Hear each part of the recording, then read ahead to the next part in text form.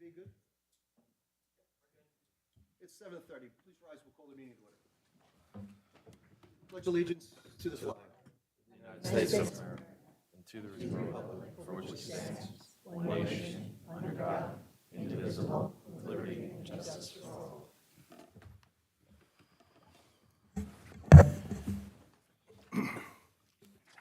Good evening, everyone. Welcome to the Township of Old Bridge Zoning Board of Adjustment, regular meeting, November 2nd, 2023. Adequate notice of this meeting of the Old Bridge Township Zoning Board of Adjustment has been provided in accordance with the Open Public Meetings Act at least 48 hours prior to the commencement of this meeting, also by prominently posting in the municipal complex an announcement giving the time, the date, the location, and the agenda of this meeting, mailing such announcement to the Home News and Tribune, filing such announcement with the municipal clerk, and posting the agenda on the municipal website. Ms. Percelli, could we have a roll call, please? Sure. Chairman Sullivan? Here. Mr. Connor? Here. Miss Andrews? Here. Ms. Chevalier? Here. Mr. Scogno? Here. Mr. Stoner? Present. Ms. Testaverde is not here. Mr. Izzo? Here. Thank you.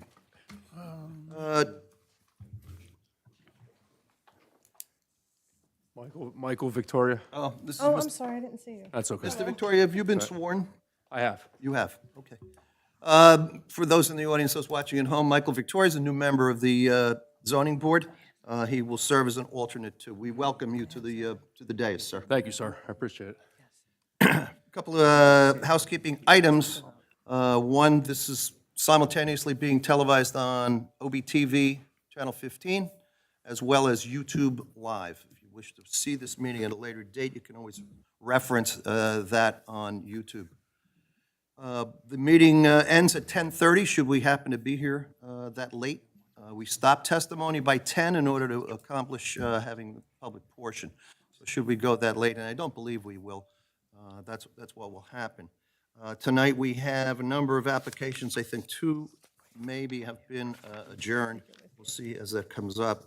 I would like to thank the Vice Chairman, Jim Connor. I was absent from the meeting on October 5th. I'd like to thank him for sitting in for me and for the board continuing their voluntary work of doing the zoning business for the citizens of this community as well as the businesses and future businesses. So thank you all for continuing on. And I understand he did a great job. As a matter of fact, the counsel for the board, Mr. Dasty, who's not here tonight because I didn't think he wanted to show up and face me, he took a cheap shot at me at the end of the meeting on the record. So, thank you again, Jim.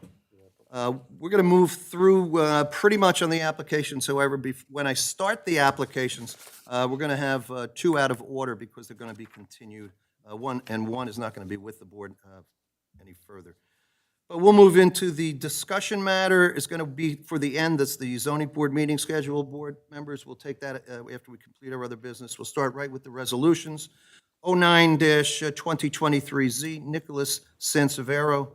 Mr. Clancy. Mr. Chairman, thank you. This was the 73 Athens Avenue, block 4000.13, lot 25. This was an application that was on at our last meeting on October 19th. The variance relief was for a legalization of a sunroom. The side setback issue, 4 feet where 10 feet was required. The board took testimony and did vote that evening for approval. It is on tonight for approval of the resolution with no extraordinary conditions attached, Mr. Chairman. Thank you. Board members, you've heard the resolution. Someone move for adoption, please. Motion to approve, Connor? Second, Chevalier. Roll call, please. Miss Andrews? Yes. Ms. Chevalier? Yes. Mr. Connor? Yes. Mr. Scogno? Yes. Mr. Stoner? Yes. Chairman Sullivan? Yes. Oh, and Mr. Izzo. 36-2023Z, Wellington Pierre. Yes, Mr. Clancy. Mr. Chairman, this is for 102 Autumn Road, Block 3236, Lot 28. This was subject to two hearings on August 17th and October 19th. Ultimately, there were variance reliefs put forth before the board for two patio installations, involved some setback issues on two of the patios, and a variance for a gazebo. It was a front yard gazebo. The board did take testimony that night, did approve it, and it was approved with conditions. The only unusual condition was that there will be an application by the neighbor for the fence on the southern side within 30 days of the resolution. This is on for resolution approval tonight, Mr. Chairman. Thank you, Mr. Clancy. Board members, someone would move that for adoption? I'll move it. Stoner? Chevalier, second. Roll call, please. Ms. Andrews? Yes. Ms. Chevalier? Yes. Mr. Connor? Yes. Mr. Scogno? Yes. Mr. Stoner? Yes. Mr. Izzo? Yes. Chairman Sullivan? Yes. 41-2023Z, Brian Southover. Mr. Clancy. Yes, Mr. Chairman, this is for 620 Greenwood Avenue in Lawrence Harbor. It's Block 25, Lot 620. This is a hearing we had on October 19th as well. This was a legalization of a accessory shed structure that was damaged during Hurricane Sandy. Variance relief for side setback and rear setback. The board heard testimony that evening. The vote was to approve it. There were no unusual conditions associated with this application, and it is ready for approval. Thank you, Mr. Clancy. Board members, someone want to move that for adoption? Motion to approve. Connor, and who's the second? Chevalier. Chevalier seconds. Roll call, please. Ms. Andrews? Yes. Ms. Chevalier? Yes. Mr. Connor? Yes. Mr. Scogno? Yes. Mr. Stoner? Yes. Mr. Izzo? Yes. Chairman Sullivan? Yes. 56-2023Z, Frank Correo. Mr. Clancy. Yes, Mr. Chairman, this is for 31 Pearsall Road in Old Bridge, Block 18009, Lot 23. We had a hearing on this October 19th. C variance from the applicant for a driveway expansion to legalize it. It was on the property line, 5 feet is required. Board heard testimony, did vote to approve that evening with no additional or unusual conditions, and this is on for approval. Board members, someone for adoption? I'll move it. Stoner? Second, Andrews. Ms. Andrews seconds. Roll call, please. Ms. Andrews? Ms. Chevalier? Yes. Mr. Connor? Yes. Mr. Scogno? Yes. Mr. Stoner? Yes. Mr. Izzo? Yes. Chairman Sullivan? Yes. This starts the application phase on the agenda under number 5. I'm going to call, first of all, 55-2023Z, Dave Merwin. Mr. Sachs? Yes, good evening, Mr. Chairman, members of the board. Mr. Sachs, just Push the button. there should be a button. It'll turn green. There you go. Thank you. Good evening, Mr. Chairman, members of the board. Lawrence Sachs on behalf of the applicant, David Merwin. Mr. Chairman, I respectfully request that this matter be adjourned from this evening and carried perhaps to your next meeting, Ms. Sawant, I think would be December 7th. That's correct. All right, and that would be hopefully without further notice. I know we did provide notice and proof of publication. Okay. You're seeking continuance till 12/7. That's correct. And I'll extend the mandatory date till December 31st, Mr. Sullivan. Okay, and that date is going to be okay? We have a couple of applications that night, but since we don't have a calendar and there's still a lot of uncertainty, we'll just give it that date. Okay, very good. That's fine, Mr. Chairman. Okay.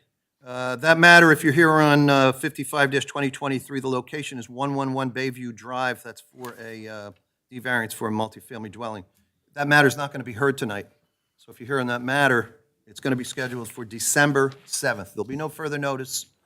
So if you, once again, if you are here on that matter, it's not going to be tonight. It will be forthcoming on December 7th, or at least on the agenda. Whether it's heard or not, that's another issue. The other matter concerns Mr. Sachs as well. It's 45-2023Z, St. Mary Archangel Raphael Coptic Orthodox Church. The physical location on that is 269 New Jersey Highway 34, Block 4230, Lot 13.11. Ms. Sawant, would you weigh in on that, please, for us? Sure. So This application was filed to the zoning board because there's an existing childcare facility. The proposal was to use the gymnasium as a prayer hall on the weekends. So when the childcare is closed, the gymnasium would be used for prayer services. The assumption at that time was that two principal uses are not permitted and it would trigger a D1 use variance.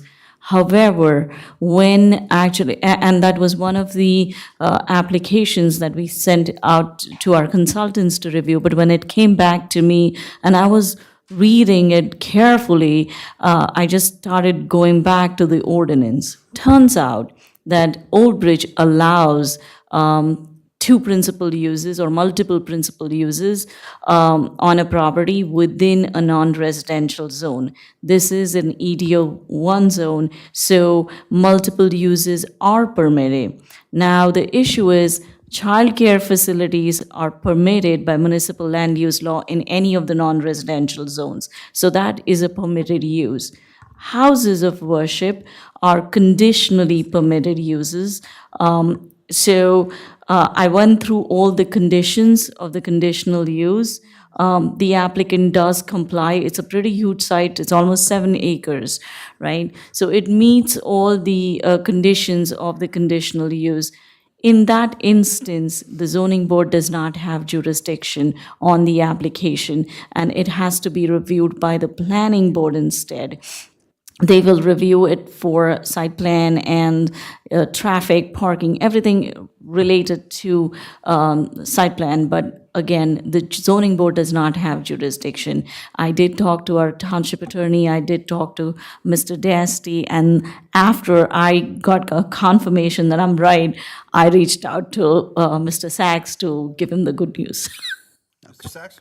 Yes, thank you, Mr. Chairman. I do agree with Ms. Sawant's assessment on this. I have conferred with her on this. I also conferred with Mr. Roselli on it. So we're comfortable with it going to the planning board. We still will require site plan approval because there are obviously parking testimony, circulation testimony.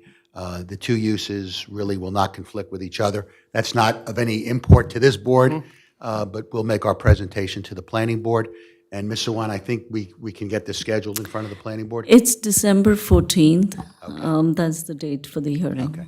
And we'll obviously notice in accordance with that, because I did notice for the zoning board for this hearing this evening, but we're okay with going to the planning board. And Ms. Yeah, I agree with the assessment.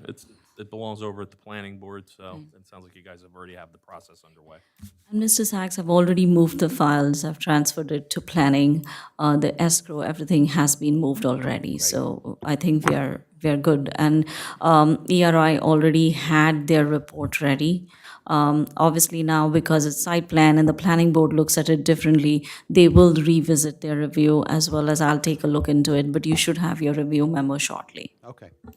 That's fine, Mr. Chairman. Thank you, Ms. Sawant. No Thank problem. you, Mr. Sachs, for your appearance. Thank you. All right, we'll go back to the regular agenda as it's written now. 34-2023Z, Elizabeth Truck Center of Manawan, Inc. This is the EDO 1 zone, block 11232, lot 11, 396 Route 34. This is automotive and truck repair garage. Major preliminary and final site plan with C&D variance. Do we want to announce that this one's adjourned, just in case anybody's here for it? Mr. Flagler, if you hold on one second, just so people know, 37-2023Z, which would be the next up on the agenda, has been adjourned. We just received this, I just received this anyway when I came in tonight, and I should have done it earlier. That's physical location 1324 US Route 9 for a Tesla dealership. That's adjourned for the evening. If you're here on that matter, it's not going to be heard tonight. Do we have a new date on that one? 12/21. December 21st? 12/21? I just wanted to chat with the board about that because it's a regular C night. However, this application was almost, they had concluded with their testimony. It was just the access issue that had to be discussed further, and they wanted to resolve it among themselves, the adjacent property owner, and then come back to the board. I would like to finish it this year itself rather than carry it to the next year, and that is why I'm placing a D application on a C night. Okay, 12/21? Yes. All right, that matter is going to be scheduled for the agenda on 12/21. No further notice on that as well. So if you're hearing that matter, won't be heard if you're watching at home. 12/21 on the Tesla dealership seeking use on Route 9.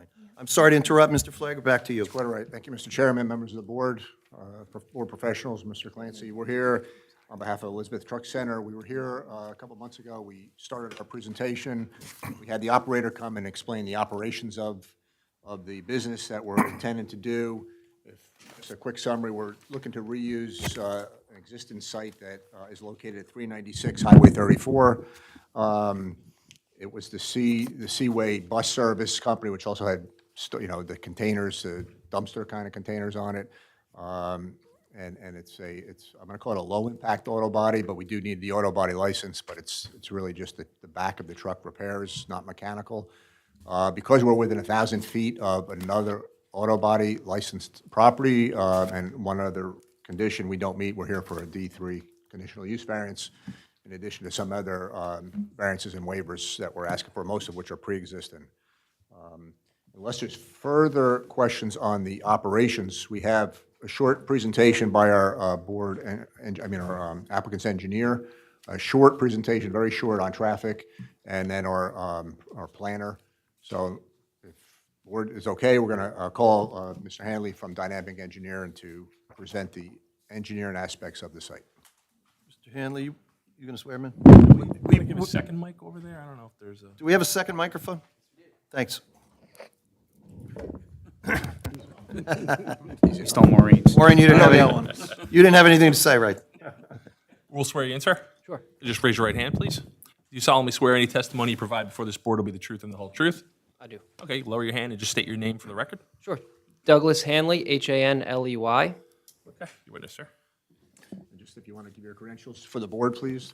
Sure, absolutely. I'm a licensed professional engineer in the state of New Jersey. I have a bachelor's of science in civil engineering from the New Jersey Institute of Technology.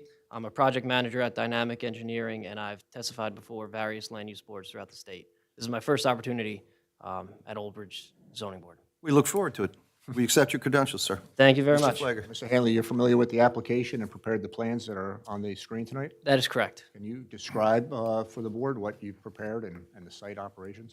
Yeah, absolutely. Do we have the aerial map exhibit? I don't know. I think that might be a good place to start. If not, we could go to the second sheet of the site plan set.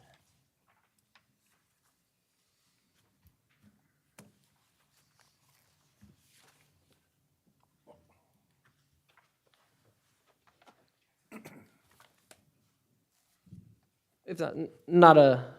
oh. We could just go to the second sheet.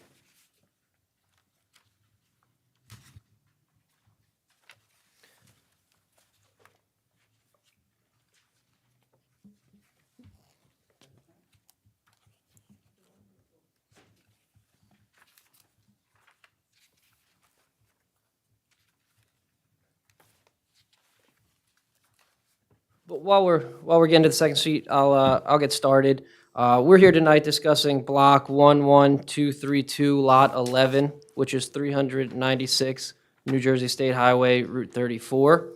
The property is just over 1 acre in size and has about 150 linear feet of frontage on Route 34.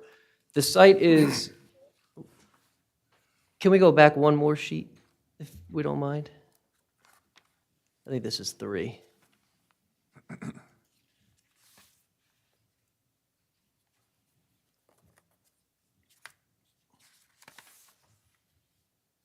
There we go. Perfect. Just something for the board to look at while I'm going through this. The site is currently developed with an existing commercial building. It's mostly impervious coverage between building, parking area, and gravel.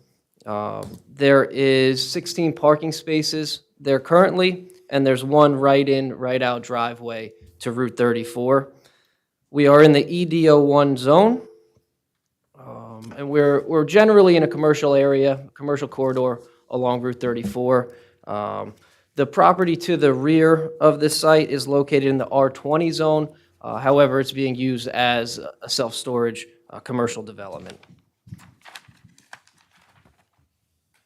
And now, that's all of the existing conditions that I wanted to go through. If we could go to sheet 4 of the site plan set. This is the site and landscape plan. We're here tonight seeking preliminary and final major site plan and use variance approval for proposing an automotive repair garage within the existing structure on site. For purposes of this exhibit, I'll consider north to the top of the sheet. That way Route 34 runs in a north-south direction if I start referring to anything directionally. There are limited site improvements as part of this application. As I mentioned, we're utilizing the existing building.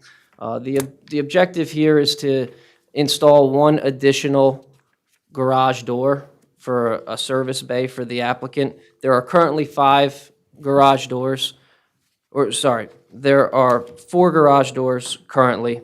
We're looking to install a 5th. Out of those 5 doors, only 4 will be utilized as service bays. And they are all located on the northern facade of the building. If you were standing looking from Route 34, it would be the right side of the building.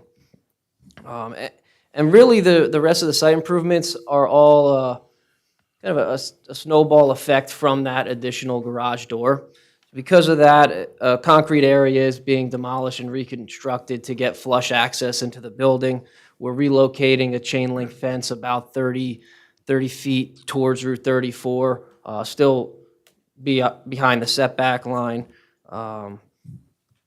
Proposing 26 evergreen trees along the northern property line to help buffer along that property. Those are shown towards the top of the sheet with a few circle locations.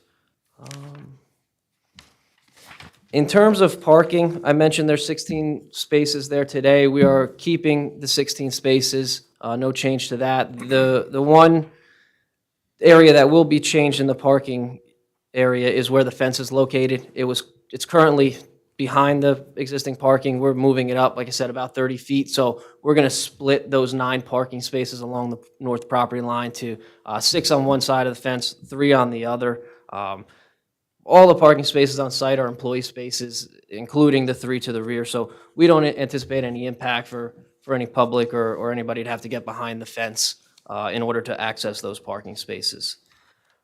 For access to Route 34, it's not shown on the current plans, but based on the professionals' review letters, we're willing to make application to the DOT to remove the curbed island within the driveway to allow full movement in and out of the site.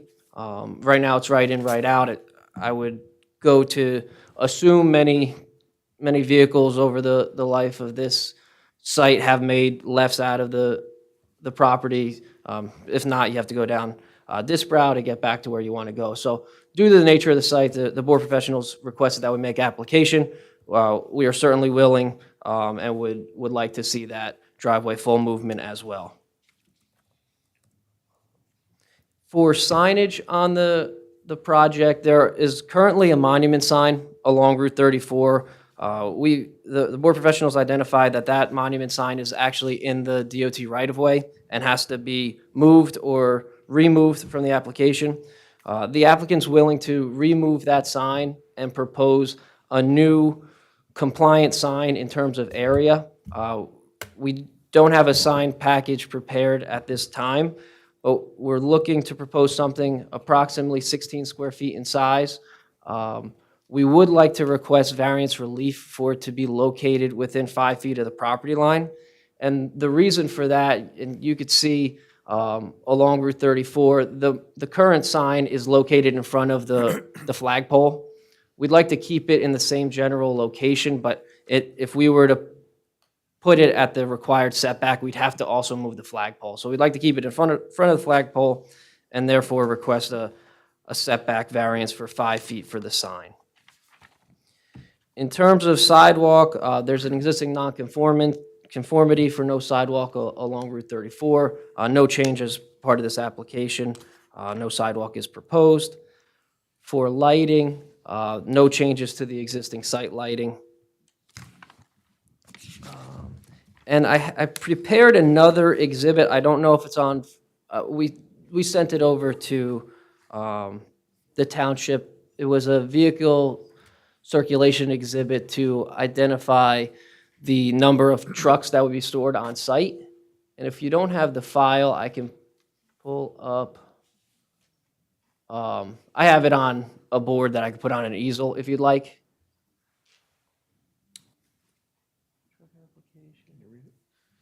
Yeah, Mr. Haley, why don't you just put that up? Yeah, sure. Might be easiest. Hang on one second. Here you got it. Have it? There we go. Okay. Even easier. We're electronically challenged. We have no Wi-Fi up here either for our laptops, so. Not a problem. So like I said, this is our vehicle circulation exhibit. This shows an SU-30 box truck entering and exiting the site. And what's shown on the west side of the site to the rear in the gravel area, those rectangles are potential storage locations for the trucks while they're waiting to be worked on or waiting to be delivered after they've already been improved. So I believe there are 23 spaces shown on this plan, and the objective or the goal is to show that there's space for those 23 vehicles and an SU-30 box truck to come in, turn around, and leave. That way, the entire rear of the property is not just clogged up with box trucks. That's not the objective of the application. My recollection is that it was going, the drivers that would come in would be working for the company. Exactly. So it's not a foreign, I wouldn't be pulling something in there myself. That's correct. Correct. And there's a couple, that's an excellent point. There's a couple comments in the board professionals' letters regarding wheel stops and potential striping for these areas. And based on the fact that employees from this use will be the ones parking the vehicles, and combined with the fact that it's a gravel area, we don't feel that curb stops or striping will really add any benefit to the rear of the property.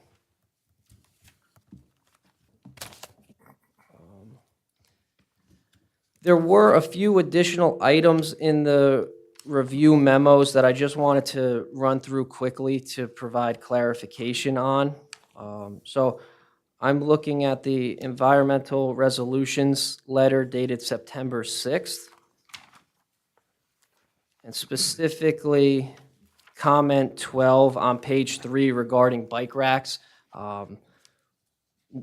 We are not providing a bicycle rack as part of this application. It's on Route 34. We feel it's more appropriate to not provide a bike rack. And combined with that, there's no true customers that will be going to the site.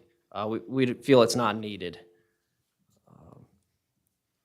In terms of fire marshal approval, we do have a review letter from Thomas Miller stating that there are no comments on the project, so just wanted to bring that to the board's attention.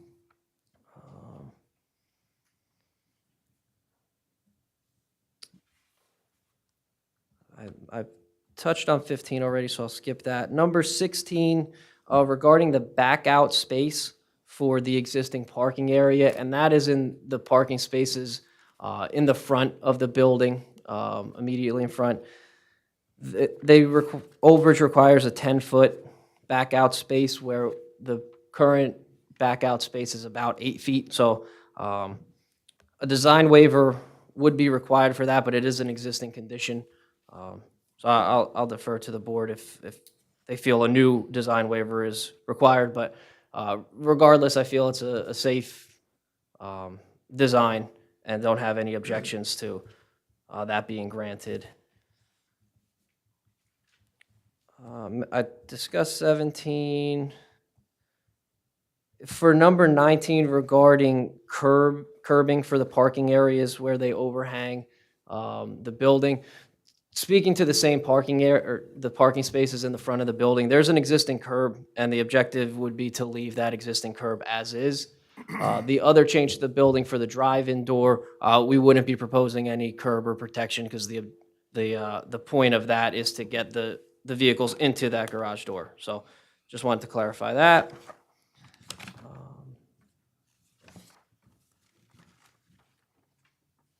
And that's all I had for the engineering review letter. And then looking at Ms. Sawant's letter from September 5th, just a few items to clarify as well.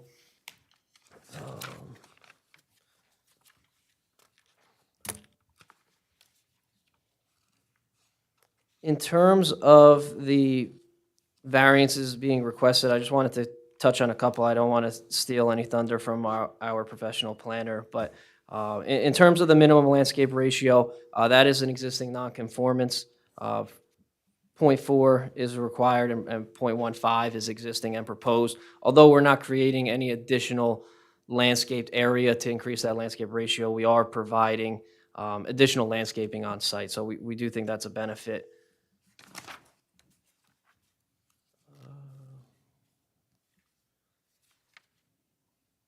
And for building or parking in a buffer for open storage areas and landscaping, again, the three items towards the bottom of the table on pages 4 and 5 are all existing variances. We're not expanding the footprint of the gravel in the rear or any of the parking areas. The majority of the improvements are limited around that additional garage door, which is almost as central to this in the site as you can get. And then I think I covered the rest by bringing up that exhibit. That's all I have as part of my direct testimony, but if there's any questions by the board or board professionals, happy to hear them. Mr. Praska? Thank you, Mr. Chair. I don't take any exceptions to the testimony. I just have a couple follow-up questions, if I could. I guess we can start on the exhibit that's shown. I know there was some testimony from the operator at the last hearing regarding some dumpsters that may be in the rear. The size of those would fit into one of these that you're showing on the plan. Is that accurate? Yes, that's accurate. The objective would be to use one of these spaces for a dumpster location. Okay, great. And also on the circulation exhibit, you're showing a single unit vehicle coming in. One of the conditions that you need a deviation from is the width of that driveway. It looks like you need that width based on a single unit, and I'm surmising that you may have sometimes a larger vehicle that you might service that would need that additional width that exists there on that driveway. Is that accurate? We can, that might be for the operator. It's my understanding that this is what the anticipated vehicles he's going to be working on, not like 18-wheelers or something, but we can get him back up to answer that question. To that point, I'm suggesting that you need the width on the existing driveway to facilitate the vehicles that you're going to service on the site. We do want to get that DOT approval. And I guess I want to make clear, though, DOT does not approve getting rid of that island. Our intent is to, obviously, not have to come back to allow that, that island which is there, which nobody wants, but, is to, obviously to be able to move forward with an approval if the DOT rejects our application. But Mr. Flair, the operator's been sworn. If you want to have him quickly insert his comments. You're still under oath, sir. Thank you. Mr. Pesci, you heard the question from board engineer, if you can respond to the truck size. Just put your name on the record so the stock Yes, forgets it. Anthony Pesci. So the island in the middle, that median, I'll call it, just about every size vehicle we work on has no problem with ingress or egress. There's no tractor trailers coming on the property. And the width between the triangle and both right and left side is sufficient enough to be able to get the type of box trucks that we work on. So the only reason why we would be removing it is just to appease DOT. I would have no problem leaving it in the event that they were fine leaving it. Understood. Yeah, I think maybe I should clarify a little. The reason for the question is you need a deviation from the width of the driveway. It requires 24 feet and it's 30 existing. So is it fair to say that you need the width at 30 feet to facilitate the service of the vehicles that you're going to have on the site? Yes. Okay, thank you. And I think you provided testimony at the last hearing. The vehicles that are coming in and out that are serviced are generally driven by your employees. That's correct. So if the DOT does not allow the right in, right out to be removed, the employees would understand that Disbrow has a weight restriction and they can't, utilize that to head north or west on 34, and they'll be kind Yes, of directed to go the correct way that they need to go. Absolutely. Okay, great. Thank you, Mr. Pesci. Thank you.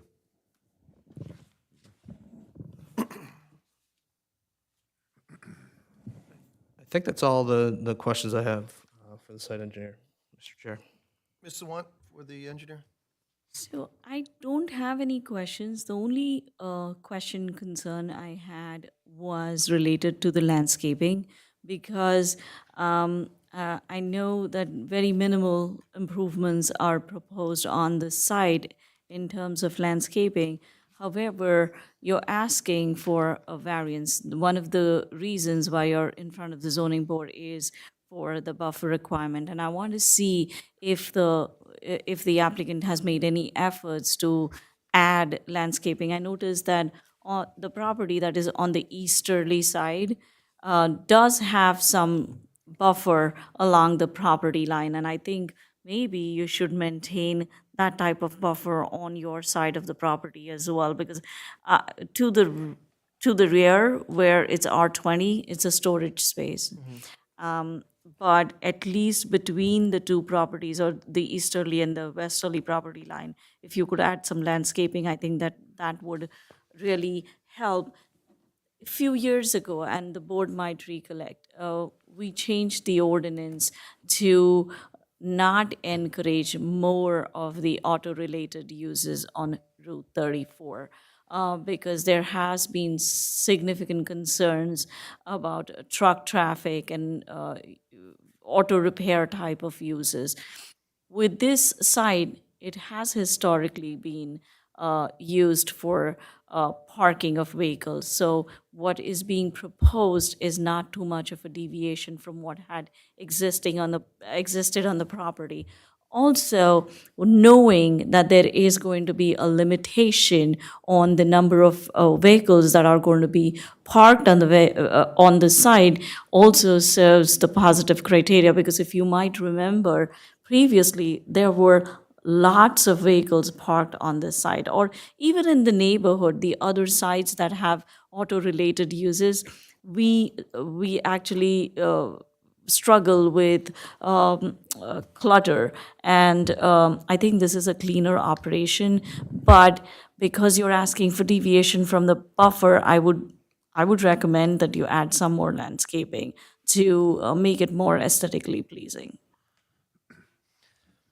And And I understand that it might impede your circulation, so should the board act favorably on the application, maybe we can work out and see if additional landscaping can be added. You definitely would still need the variance, but we can work it out during the compliance stage. yeah, And the applicant would be okay with, if it's a condition, to work with your board professionals to see what we could do to not impede circulation, but yet add landscaping to those sides. yeah, and with the circulation exhibit, and that was an excellent suggestion by yourself to provide that to the board. I feel it shows that the existing gravel area that's out there and the operational testimony that the operator provided shows that he has a need for that many spaces. So if we were to condense that and reduce the area in the rear of the property to provide additional landscaping, it may become too tight in there for a vehicle to circulate. But we're willing to work with your office during resolution compliance to see if there are areas where maybe there is quote-unquote wasted space that we could provide some landscaping. That is correct. And just so that the board knows that when I came in at the last hearing, for some reason, I was with an idea that there will be individual customers coming in. But then when I heard the testimony, I wanted to make sure that's not the case and there's no additional traffic. So I did meet with the applicant's engineer and the planner to discuss, and any concerns that Damien or I had regarding the project, and they have addressed those concerns through testimony today as well as in our meeting with them. I'm sure the board would consider in your favor that you would want to work with the professionals and perhaps make it a little bit more landscaping if possible there. I know Mr. Pesci went on the record speaking about his family and about this particular location, that he wanted this to be now the headquarters, that he finally found a home. Am I misquoting? No. So I'm sure if that's going to be so, he probably wants it to look nice. And I'm sure we would like it to look nice, too. Absolutely. If we can get the number of vehicles that he needs for operations and we can provide additional landscaping, then we're happy to do That that. would be great if we could work together on it. Yep. And I think he's already started to make, just cleaning up appearance-wise. I mean, it was I've seen it. pretty much an eyesore. I've seen it before, and I've seen it recently. Anything else, Ms. Sawant? That's it. Can I ask a question? Are we, from everything that Mr. Hanley said, he's going to do and not going to do, there's an agreement there? So where the sign is going to be moved, no curb stops in the rear, we're agreeing with all that? Is that correct? Yeah, No bike rack? Yeah, I think we're comfortable with those requests. Okay, and if there's a dispute, you're going to work together anyway, right? Absolutely. Doug, I think to make it easier and so that our transcripts cover it too, why don't you skim through the memo quickly and just say that will address, just like you did with engineering, do the same thing with planning so that the board is more comfortable. Thank you, Ms. Sawant. Absolutely.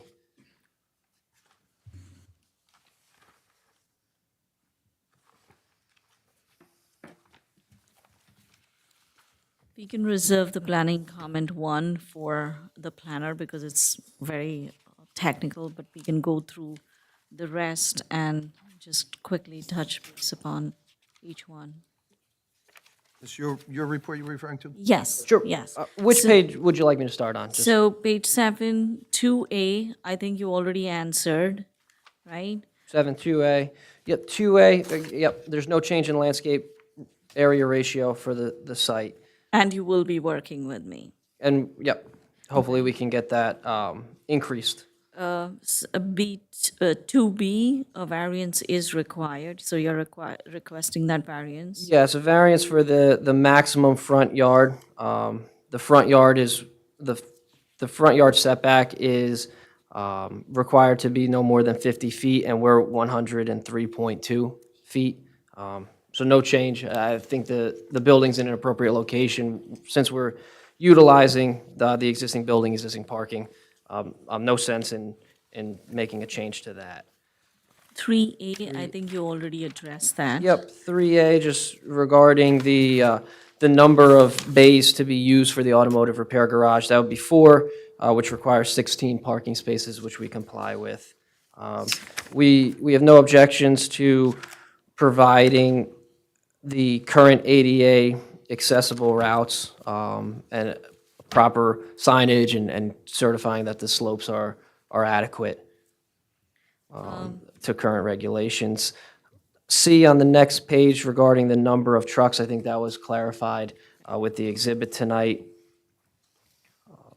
In terms of buffers in 4A, the 15-foot wide buffer, the stone currently extends to the property line. This is specifically for the self-storage facility to the rear. So again, willing to work with Ms. Sawant to see if we can increase that buffer at all. I think all B the does not- next, yeah, does B, not C, apply. and D are all pertaining to the buffer and the landscaping, which we can work Yep. we will- together. Same thing with 5A and B. Yep, and just to clarify on 5B regarding the eastern stone area, which is on the bottom of the sheet, in the exhibit that was being shown as 6 storage spaces for the vehicles. For C, again, there's no change to the existing lighting for the proposed use. All work will be performed within the building, so the parking area is currently lit, and there's no reason to have any additional exterior lights in the rear because that's not where any work will be taking place. 6A in terms of sidewalks, again, we're not providing sidewalks along Route 34, which is an existing nonconformity that requires a variance. For items 7A and B, we touched on the signage. We'll be removing the signs from the right-of-way and providing a new sign approximately 16 square feet with a setback of 5 feet, which requires a variance. I spoke about 8A regarding the fence being located between 2 parking stalls. Based on the operations, we feel that those parking spaces, the 2 specifically that you mentioned that abut the fence, will operate effectively. B, regarding, and this is on the last page, 10, for the trash enclosures, again, we mentioned that the dumpster will be located within one of those storage spaces in the rear of the property. And I believe the applicant provided testimony on the collection for recycling and the trash that he generates at this use to cover C. And we have no objection to item D, revising our construction detail. And we have no objections to the conclusions. Thank you. Mr. Praska, the same with you? You're satisfied with the co-authored memorandum from Mr. Dargy and yourself? Yeah, there's some technical items that I think we can just work through in resolution compliance, but the items related to parking for bicycles, some of the other items that he noted in his testimony, we take no exceptions. Okay, nothing of major concern to the board? No. Okay, No, that's correct. thank you. I'm going to ask the board if they have any questions of you, yes, sir. I'm going to start on my left. Mr. Victoria, you be first. Anything? I just want a little more elaboration on the signage with the 5-foot setback. Sure, I understand you don't want to move the flagpole, is that correct? that's correct. How much work would that entail if you had to move the flagpole? It wouldn't be I wouldn't say it would be a lot of work, but just to relocate the flagpole a few feet to keep the sign set up and everything the way it is today, I think it would be unnecessary to do. And I think what we could do to make the board and the professionals feel comfortable with the location, one of the comments was regarding site triangles from the board engineer. So we can show that and make sure that the proposed sign is not located within the site triangle, which is what you're really concerned with when you're placing a sign. In addition to the flagpole that's there is some landscaping, some shrubs around that flagpole. So if possible, we would like to keep those and kind of make it feel like one unit, sign, flagpole, landscaping, and clean it up a little bit compared to what's there today. Understood. I just want a little bit of elaboration. That makes sense to me. Thank you. Anybody else on my left? On my right? Okay. We thank you very much.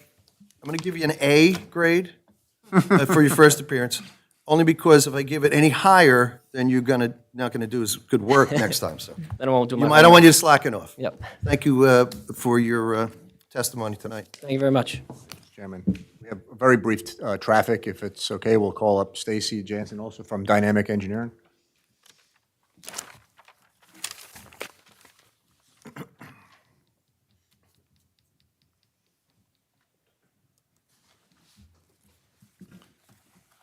Ms. Jansen, I'll swear you in.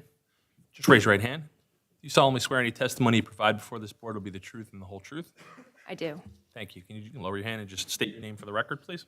Stacy Jensen, Jensen. And I'm currently a project manager at Dynamic Traffic. I've worked in traffic engineering and roadway permitting for more than 10 years. I have a PE in New Jersey that is active, and I have a degree in civil engineering from Syracuse University. Thank you. We'll accept your credentials. You might want to angle that microphone a little bit. Yeah, it's very directional. Thanks. And you're working against an A grade, so you can go ahead. I'll try. Ms. Jansen, so you're familiar with the site, right? And you prepare some traffic reports for the board? Correct, Can yeah. you just describe what you prepared briefly and Absolutely. any traffic impact that may be? Sure, and the point of the traffic study was to really assess what the impact of this development would have on the local roadway network. So what we started with were traffic counts taken at Route 34 and Morristown Road. Those were done in March of 2023. Considering an opening year of 2025, we increased those by 1% per year, and then added any significant traffic generators for the area. And that developed the traffic volumes representative of 2025 without the development. Using trip generation published by ITE, we developed trip generation volumes for the proposed facility. And this equated to 14 morning trips and 26 evening trips. However, this is a pretty conservative assessment given Mr. Pesci's operations and the testimony that he's already provided. Even using those conservative traffic volumes, this only increases the surrounding roadway network traffic volumes by about 2%. Once we have the traffic volumes with and without the development, we calculated level service and delays for Route 34 and Morristown Road, as well as the site driveway. There was no degradation in level of service when we're looking at comparing before and after the development would be installed. The only issue that's really observed is at Morristown Road, where that intersects with 34, that does have a level of service of F, and it does have a V to C ratio that exceeds the required 0.8. But this is observed in the no-build conditions without the development. So that is more a function of just general traffic growth in this area and not necessarily related to the proposed development. Overall, we're not expecting this to have any negative impacts on the roadway network. Yeah, if anyone has any questions. Succinct, very good. Thanks. I'll go down this end, Mr. Praska. Thanks, Mr. Chair. So our review letter, we had a number of kind of traffic-related comments, but most of them kind of got cleared up through the operational testimony. I think the traffic study that was submitted was fairly conservative based on that operational testimony that you heard.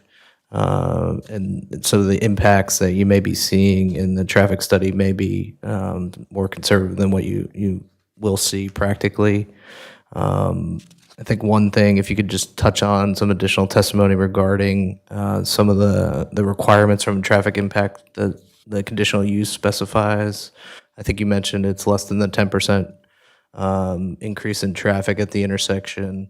Could you just touch on the volume to capacity ratio? Sure. And what that So- increase is, just to have it on the record? Right, so as you said, the three parameters would be the less than 10% increase in traffic, which we do meet. We're at a 2% or less increase in traffic. The second is the level of service. The level of service could not be an F. We do have the level of service F, like I said, at Morristown Road, particularly for that left from Morristown Road onto Route 34. But again, this would occur in the year 2025, so that opening year time, without the development being installed. So this is just a function of routine growth as well as other generators in the area that causes that level of service F. And then similar, the volume to capacity ratio should not exceed 0.8. We are going to exceed it on Morristown Road at Route 34. But again, when comparing the V to C ratio in the no-build and the build conditions, they both would exceed the 0.8. So again, that's a function of traffic growth in the area and the existing conditions. And I just want to note too, with the 0.8, that's, it's a pretty hard mark to hit. It's extremely conservative. So most other boards that I've testified for, written traffic studies for, we usually look for about under one or under. So the 0.8 is pretty tough to hit. Thanks. And just to keep the record clear, you have a letter of no interest from the DOT for the right-in, right-out driveway that exists currently? Correct. We do have the LONI from NJDOT, yes. And then you will pursue potentially modifying that to a full access? Right, as DOT will agree. as Mr. Hanlon testified, we will make an application to NJDOT. It would be a minor access application to eliminate that that's existing splitter island, and just to facilitate the full movement there at the driveway. Great, thank you. Just for the board, we asked for that change in the driveway to be full access because of Disbrow Road being just adjacent to the site and understanding kind of the heavy nature of the use and the weight restriction that's there. But we feel comfortable if DOT does not, provide that full access and maintains the right-in, right-out. Based on the operations, we'd be comfortable maintaining the right-in, right-out driveway. Right along with the fact that they need the 30-foot driveway, even though they can only have 25, right? Correct. And you would agree? Yes. Ms. Swan? I have no questions for this witness. I'll start on my left. Questions of the traffic engineer? I just had a question. You said the capacity at 0.8 was conservative. You said it's normally 1, I think you stated. Yes, so industry standards are 1. 1 or above is an automatic failure of that traffic, that turning movement. What capacity are you at?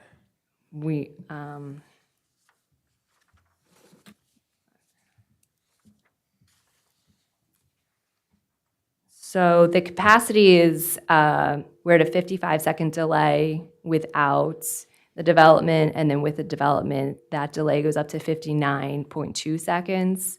The V to C ratio is 0.93 under the no-build conditions, and then in the build conditions, it's 0.934. Okay, so rounded down 0.93, so you're in between the 0.8 and the 1.0. And we're still under 1, correct? Okay, thank you. Anybody else on my left? No? Am I right? Mr. Clancy, anything? Nothing to add, thank you. Okay, You waiting for your grade? thank you. We'll give you an A also. Thank you. Our last witness, Andrew Janu, Beacon Planning, our professional planner.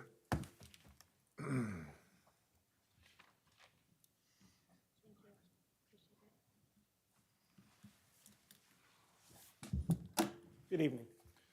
Good evening, sir. I'll have you sworn. Just raise your right hand. Do you solemnly swear any testimony you provide before this board will be the truth and the whole truth? I do. Okay, thank you. Thank you. Just put your name on the record first, please. My name is Andrew Janu, Janiw, a principal with Beacon Planning and Consulting Services, located on Highway 34 in Colts Neck, New Jersey.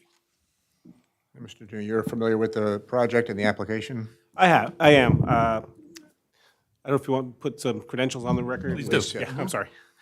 So I am a licensed professional planner in the state of New Jersey, as well as a member of the American Institute of Certified Planners. I have a bachelor's and master's degree in civil engineering from the New Jersey Institute of Technology. Currently serving as the planner for the borough of Carteret and Township of Livingston, as well as redevelopment consultant to Toms River, South Amboy, Freehold Borough, Hoboken, and Jersey City. I've been accepted throughout the state of New Jersey. We'll accept you as well. You're a very busy man. Thank you. Mr. Janu, if you could just tell the board what you've done in preparation of your testimony this evening? Certainly. I've reviewed the application, I've reviewed your ordinances, your master plans, the master plan reexaminations, and I have visited the site. I've also participated in conversations with your professionals in order to clarify points of the application as well as the operations on the property. Having said that, I have also prepared testimony this evening in order to justify the variance relief that's being requested. And I'll kind of try not to be repetitive because I think we've had a lot of information already submitted to the board. But the property is located along Highway 34 in the EDO1 zone. It is a conditionally permitted use. The district is fairly liberal in terms of the types of uses it permits, professional offices, restaurants, mini warehousing. Automotive maintenance and repair is a conditional use that is permitted on the site. And as such, we look at what your conditions are. We deviate from two conditions, and both of those technically are really non-operational conditions. The two issues that we don't comply with in terms of your conditions would be the driveway width, whereas a maximum width of 25 feet is permitted, and we're proposing to maintain a 30.2-foot driveway width. And the location of automotive shops, whereas the ordinance requires that they cannot be maintained within 1,000 feet of other facilities. There are other facilities within 1,000 feet of this property. However, I believe we've heard extensive testimony regarding the distinction of this property from other automotive uses. This is essentially truck body repair. It is only accessed by employees of the site. It is not open to the general public. And I believe that distinction somewhat mitigates the impact and the intent of that portion of the conditions. And I'll get into a little bit more in terms of what that means in terms of variance relief. We are also seeking several C variances related to existing conditions. There are 8 existing conditions that are non-compliant with your ED1 district. 5 of those are landscaping and buffer related, which we talked about, and those are basically landscaping ratio buffers, buffer intrusions, buffer requirements, and landscaping in unimproved areas. And we've indicated we're certainly willing to work with your professionals in order to enhance landscaping and buffers to the extent possible without an impediment to the operation of the property. The other 3 conditions that exist that are intended to be maintained or somewhat modified would be the front yard setback. The building is set back at 103.2 feet, and we're not moving the building. It's going to be maintained the way where it is. Your ordinance requires 50 feet as a maximum front yard setback.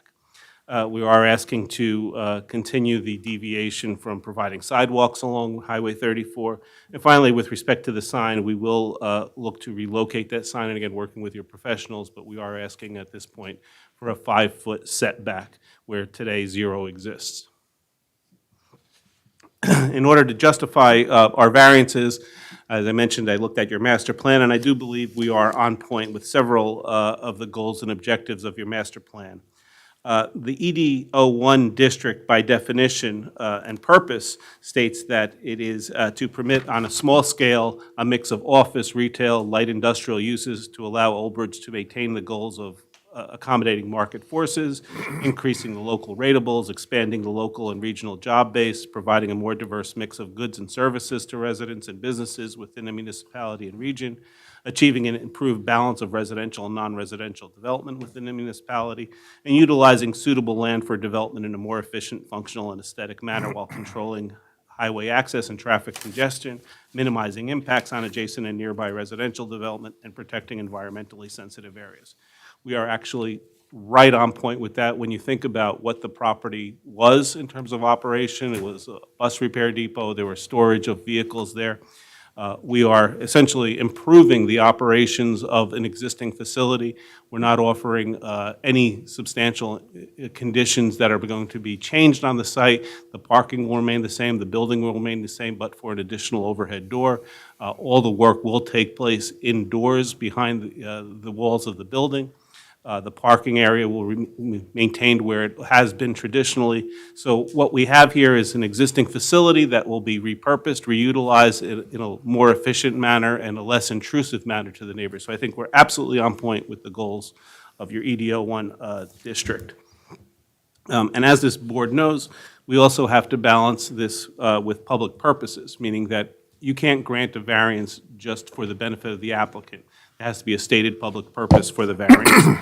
And those purposes are iterated within the municipal land use law in 4055D. And I believe there are 3 that are on point with this application. And I'll refer to them by their letter reference within the MLUL. Excuse me, one moment.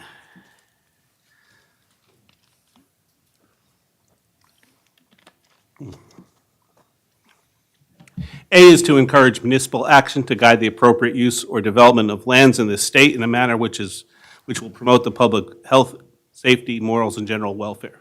In this instance, we're promoting the community's general welfare by creating it rateable in an area that is entitled to have that kind of a use. It's anticipated in the types of use.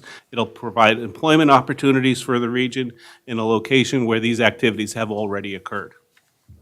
G is to provide sufficient space in appropriate locations for a variety of agricultural, residential, recreational, commercial, and industrial uses in open space, both public and private, according to their respective environmental requirements in order to meet the needs of all New Jersey citizens. Again, the use is permitted in the zone. The deviations that we're requesting really don't deal with the operations. The geographical deviation we're requesting really is intended to prevent more commercial customer access facilities from being too populated along the highway. We're different than that. So I believe we are on point in terms of being appropriate for this location and appropriate for the type of improvements that are already on the site. And finally, to encourage the coordination of various public and private procedures and activities shaping land,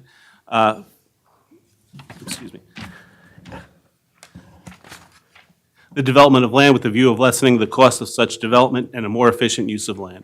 And again, I think we're on point here because we're reinvesting in a property that already has improvements that are existing. We're going to reutilize those improvements.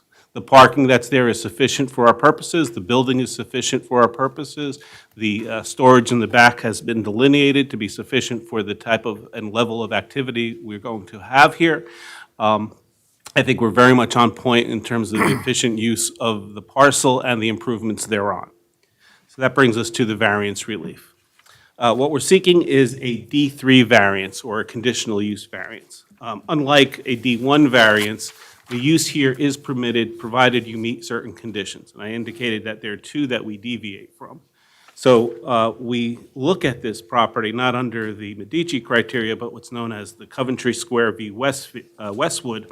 And there we talk about the focus being the deviation from the conditions and the impact of those deviations on the site. So the first deviation is the driveway width. Your ordinance requires it to be 25 feet. We're asking for slightly over 30 feet. That's an existing condition, but it is suitable for the type of activity that's taking place. I'm sure it was intended when it was constructed to accommodate buses. Again, we're bringing non-articulated vehicles here. Same type of scenario. I think it's comfortable for those vehicles here, and we are asking to keep that condition.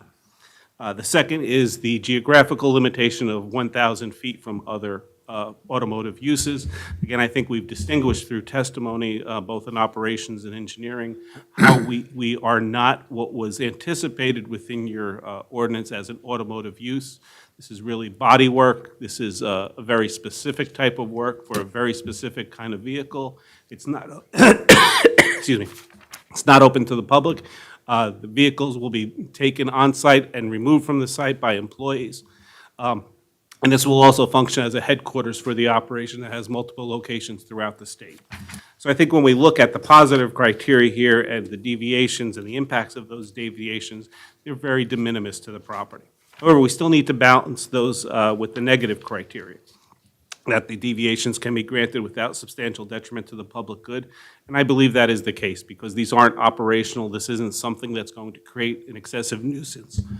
It's very consistent with, and I think less impactful than the type of operations that have been on the site historically. And finally, that the variance will not substantially impair the intent and purpose of the zone plan. It is a commercial district. We are a commercial use. We're bringing something here that's less intense than the way the property used to operate. So I think we're on point in terms of meeting the prongs of the negative criteria for the D variance. And that brings us to the C variance relief that we need. With respect to the C variance, there are two variances that we are seeking. The first is, excuse me,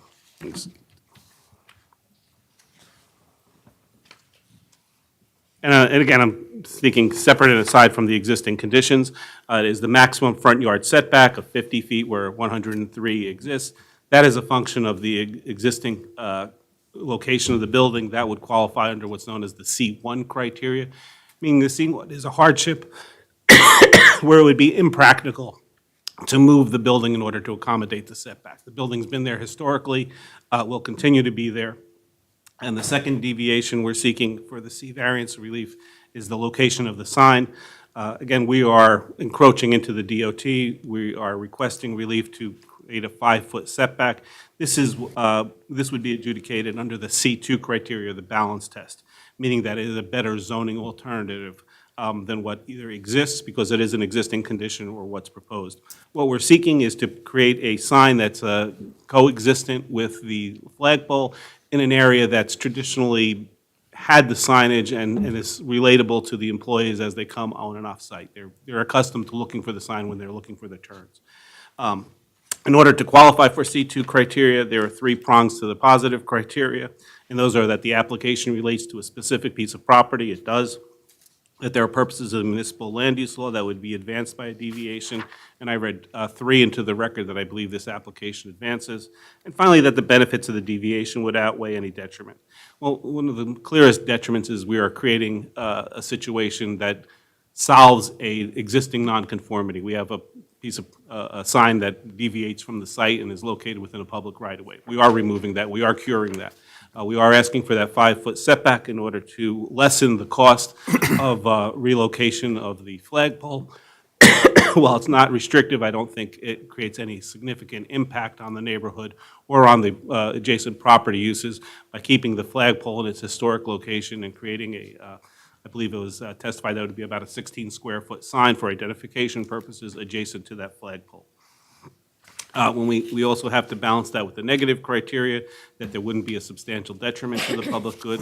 I don't believe there is. I think it's actually a better location there exists today, given that it intrudes into the public right-of-way, and the variance will not substantially impair the intent and purpose of the zone plan.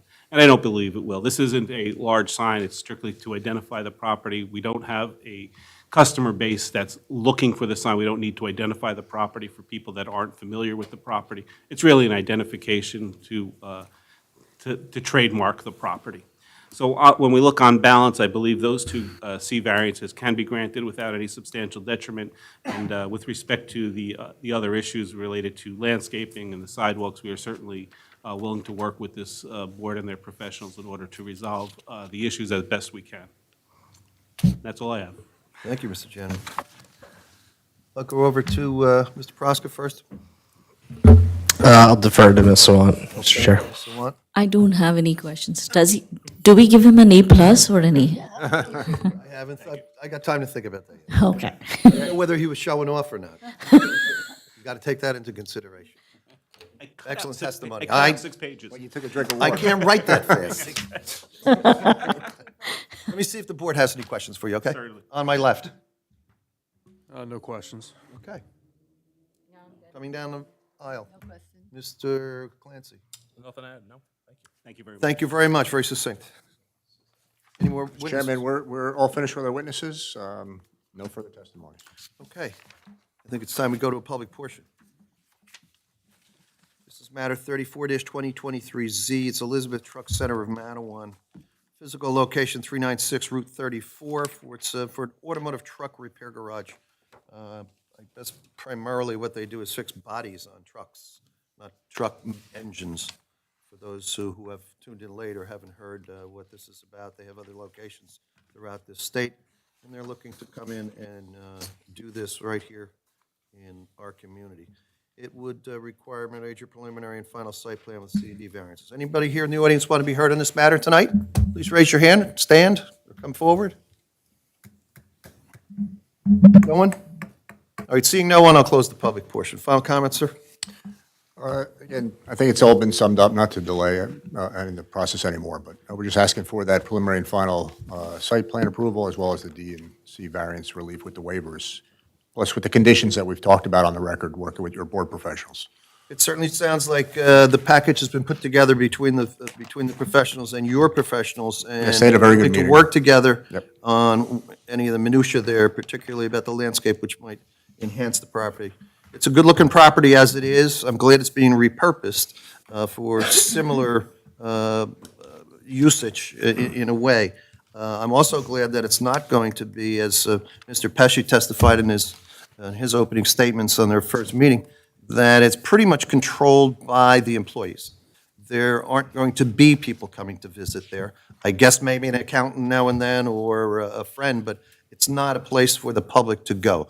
I personally would have no use, and you would probably have no use to go there unless it was for legal counsel. So that's probably good. I'm glad the fact that these vehicles are being brought in by personnel of the company. I think that certainly limits the possibility of crashes or particular problems that go with driving commercial vehicles, and certainly of that length. So I'm glad to hear that. I hope the board is as well. That is a fairly quick highway. It's getting quicker and quicker all the time. I live very close to it, and I know what goes. I'm glad, and I'm hoping that the DOT will grant the removal of that pork chop island so that there can be full turn, full in-out, because you can't go down to Disbro Road. And I'm sure Mr. Pesci, and he did go on the record as saying that we can't have those trucks going down through those neighborhoods. So if they're only going to be driven by his employees, so I'm hoping that that would be the case, because we certainly don't need that. If they make the right, they're going to have to make a left somewhere to come back if they're going to try to get to Route 9. So it sounds like a good plan. I'm hoping that it all works out. I don't know how the board's going to vote, but I certainly stand, in my personal opinion, I stand in favor of what was testified to. I think you meet all the criteria that Mr. Jano put on the record, that Ms. Jensen and Mr. Hanley put on a great presentation to the board. I didn't hear a lot from the professionals, so I guess they're satisfied as well. Having said that, I guess you're going to ask me for a vote, right? I am. Okay. Any final comments from the professionals that we need to hear? All right. Any final comments from the board before I, no? Okay. Mr. Clancy, this would require a D3 conditional use variance before anything else.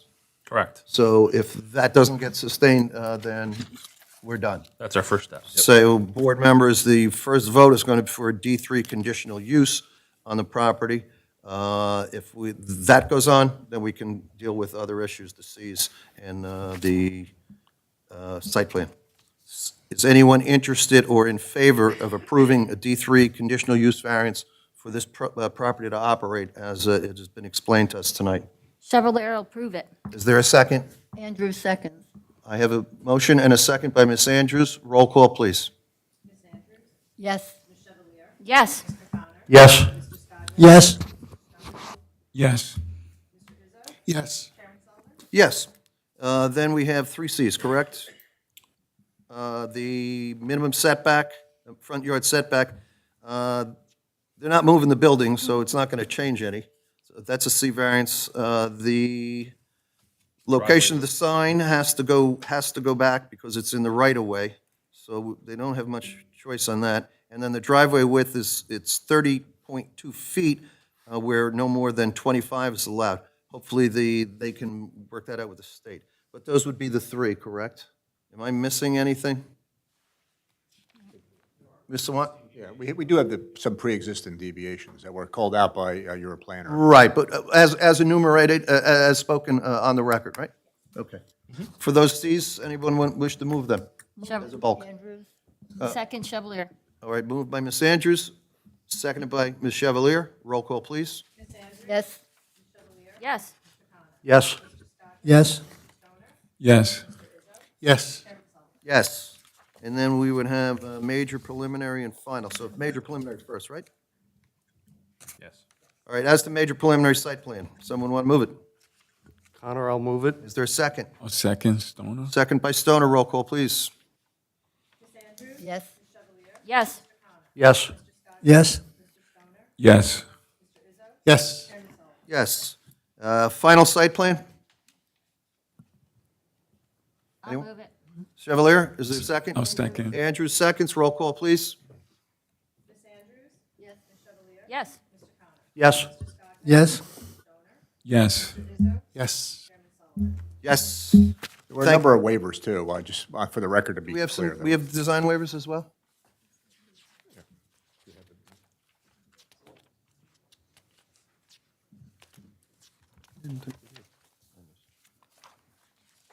I believe there are. Yeah, there were a few.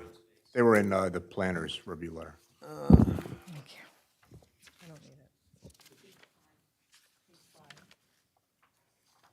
Okay.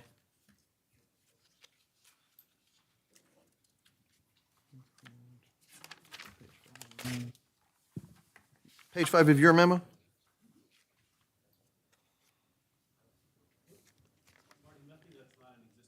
Yeah, Right. that's right, all existing.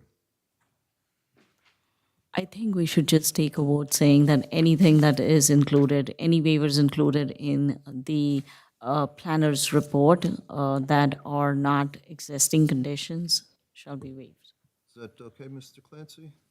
We can do that. Is that okay with you, Mr. Flagger? That's fine. Because during compliance review, if I find something, I don't want to I don't want them to come back to the board. Would you agree, sir? Yes. Mr. Clancy? Yeah, so what we're going to do is we're going to, all the waivers that are outlined in the planning memo from Ms. Sawant, from September 5th, 2023, are to be granted. Someone want to move that? Chevalier will move it. Is there a second? Andrews seconds. Roll call, please.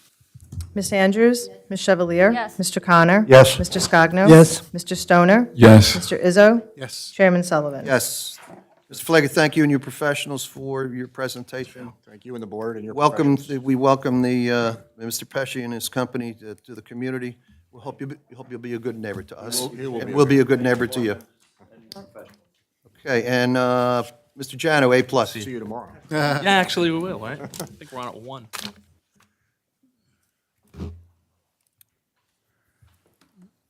Are you doing any more? You are. You want to take a quick break? Yep, sure. We're going to stand in recess just for the stenographer for a few moments. 5-minute break. No more, please. We'll be back in 5.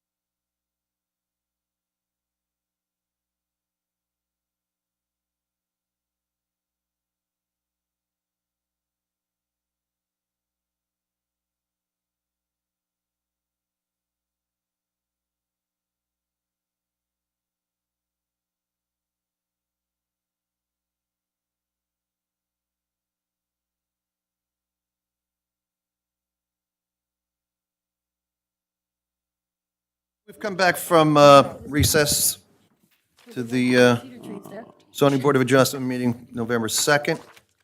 We'll continue this evening. We have two applications left. The first one is 61-2023Z. Sagar Kumar Majmudar. This is low-density, severe zone R120, environmental constraints. Block 25000, lot 18.14. The physical location is 70 Van Tynes Lane. We're seeking proposed to construct a single-family home, would require C variance. Being represented by Peter Klauser. Sir? Good evening, Mr. Chair, members of the board, professional staff. For the record, Peter Klauser with the firm Halbram Pape. On behalf of the applicant, this is Ken Pape's application. You'll see his name on the agenda. I'm filling in for Mr. Pape. Our firm actually has 5 different applications on throughout the state tonight, so we're all working. This is an application for the construction of a single-family home. There's only one variance that's requested. It's for the undersized nature of the lot. The lot is 68,000 square feet, just about, and the zone requires 120,000 square feet. As you're going to see from Lorelei's testimony, a bunch of lots in the area are undersized. What's important, I think, for the board to know and to observe is that although the lot is undersized, the applicant has selected a location and a house that can be constructed to respect all of the other bulk variance requirements, including the setbacks from the side yards, as well as the front yard, the rear yard, and your coverage, floor area ratio. So even though the lot is a little over half the size of the zone, the applicant is not requesting any additional relief from a bulk standard. So I think that's important. We picked a house that fits the lot in its size. And also the lot meets the lot width requirement. So as far as you're going down the roadway, it's not as if we're shoehorning in a house where it doesn't belong. We do meet and actually exceed the lot width requirement. It's just the way the lot formed over the years, it's undersized. So that creates a hardship. In accordance with case law, we have inquired with our neighbors to purchase land. We did not receive any offers to sell us any land to make us any bigger, nor is anyone willing to purchase the property at the fair market value under the law as though there were variance relief granted. So the way that it works is if somebody's willing to buy the lot, they have to buy it as though this board had granted that approval and no one has made that offer to buy the lot. So I just have to put that on the record so that you know that we sent out our letters, and I think Ken has shared those letters with the board. The application. Do we have letters? Yeah, Ken submitted them in the Nash letter. I don't have them in my file, okay. Yeah. Thank you. And they were sent out in early October, so they were sent well before the notice requirements under the municipal land use law. I have one witness this evening, Lorelei Totten. I know Lorelei has appeared in front of this board before. Ms. Totten is a professional planner as well as, is a professional engineer as well as a professional planner, so she'll be testifying in both of those capacities. Mr. Chair, I'm going to treat Lorelei as if she's 2 different people. I'm going to have her get through the engineering testimony, then we'll just take a breath, see if we have any questions on that, and then have her go through the planning testimony in the narrative. Sure. So Laura, if you could just be Do you sworn. have that second microphone? Yeah. Sorry, I keep Let's stealing do it it again. from you.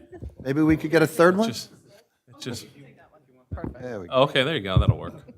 You guys need to pass a hat around. Hello? Get another Really? mic or something. I think we can handle it. While I have you, we'll swear you in? Okay. And you can stay seated, thank you. Do you solemnly swear any testimony you provide before this board will be the truth and the whole truth? I do. Okay, just state your name for the record, please. Lorelei Totten, Crest Engineering Associates, Inc., Millstone Township, New Jersey. That's Lorali, T as in Tom, Otten. Laura, if you could just share with your board your licenseship and your credentials. Yes, I graduated from Lehigh University with a Bachelor of Civil Engineering in 1977, and I obtained my professional engineering license in 1983, and it is active as we speak, and my planning license in the state of New Jersey in 1986, which is also still active.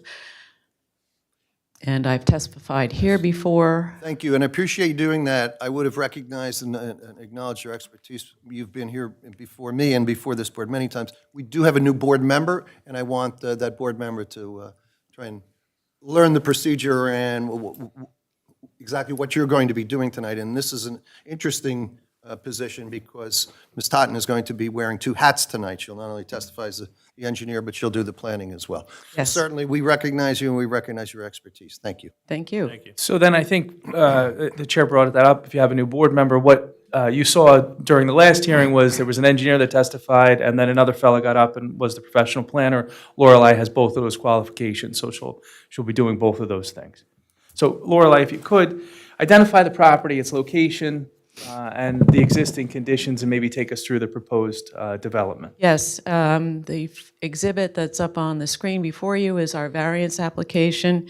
This is lot 18.14 in block 2500. It's located on Van Tynes Lane, almost to the end of the lane where it intersects with the right-of-way. I have an aerial exhibit. So let's mark that, Lorelei, because that was not submitted as part of the package. That was something we prepared. So we started A1 with that. A1 will work, yeah. Today is November 2nd. I can't believe it. And that's, you describe A1 as an aerial of the property. Yes, and it is based upon imagery from March of 2023 that we obtained through our subscription with Nearmap. And we use March because the leaves are off the trees, so you can see the features a little bit better. I know it's prettier when it's green, but this is easier to see. So this lot that is located and outlined in yellow is about 452 feet deep. It's got slightly over 177-foot frontage, and you can see it's an odd shape. The rear is about 137 feet wide, and it has a little notch on the left or the east side. There is a large gravel driveway that exists that you can't see too well on the aerial, but can you see it? You can barely see it. You can see it on the existing conditions to the left up there. Pretty large gravel area. It's hard to see on the actual plan. Let's see, what else? Contains an existing septic tank, disposal bed, and an existing well. Up until 2021, there was a small existing dwelling on this site located kind of to the right of the orange, which represents the proposed home when we get to that point. There's some minor wetlands at the extreme rear of the property. We did do a wetlands investigation, had our wetlands specialist go out and look, and it is our opinion that the buffers would not come close to impacting the development as is proposed tonight. There are no floodplains on the site. There are no steep slopes on the site. The rear has some trees, and there's a couple of locations with trees in the middle portion of the site, but a lot of it is already open from prior use by prior occupants. The proposal is to construct a 4-bedroom home on the site with utilizing the existing well. We would propose a septic system because there's no gas, water, public water, or public sewer available on Van Tynes Lane. In 2019, another engineer conducted test pits on the site, and those test pits were suitable for a septic system, and they were located approximately.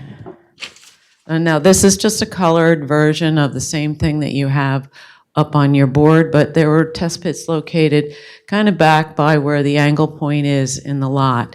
We could obtain that information by conducting an open records research of the Middlesex County Health Department.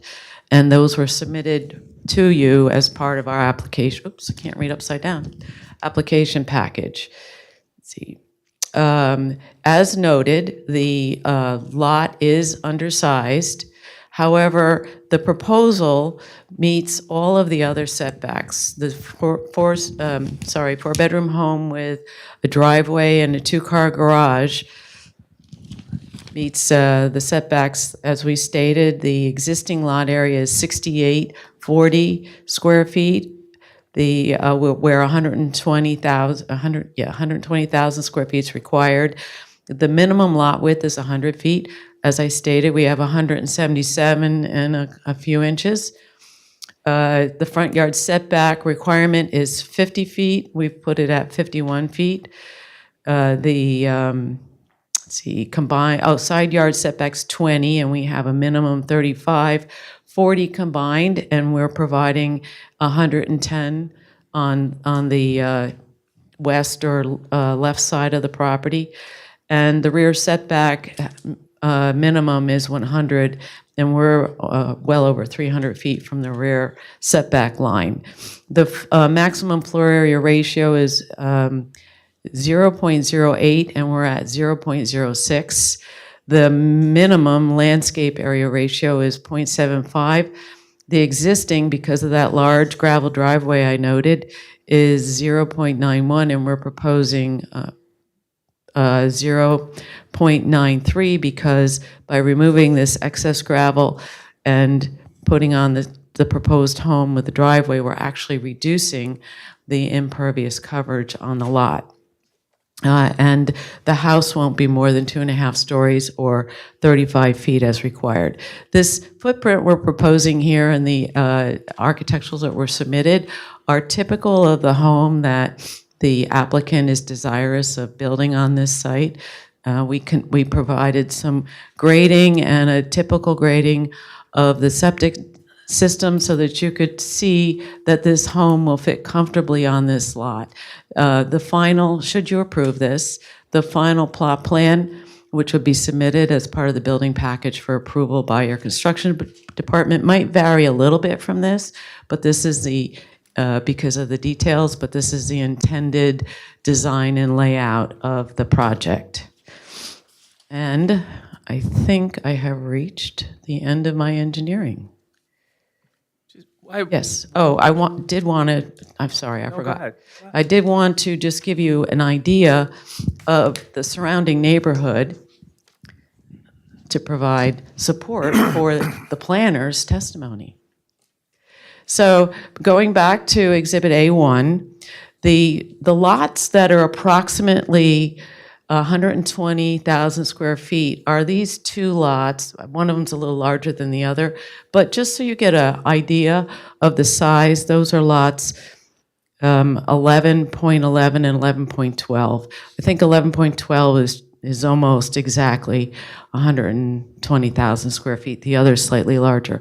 So after looking at that, you can see that the lot adjacent to the east of the property is undersized because it's slightly larger than the property we're proposing to build single-family home on, but it's definitely not as big as 1112.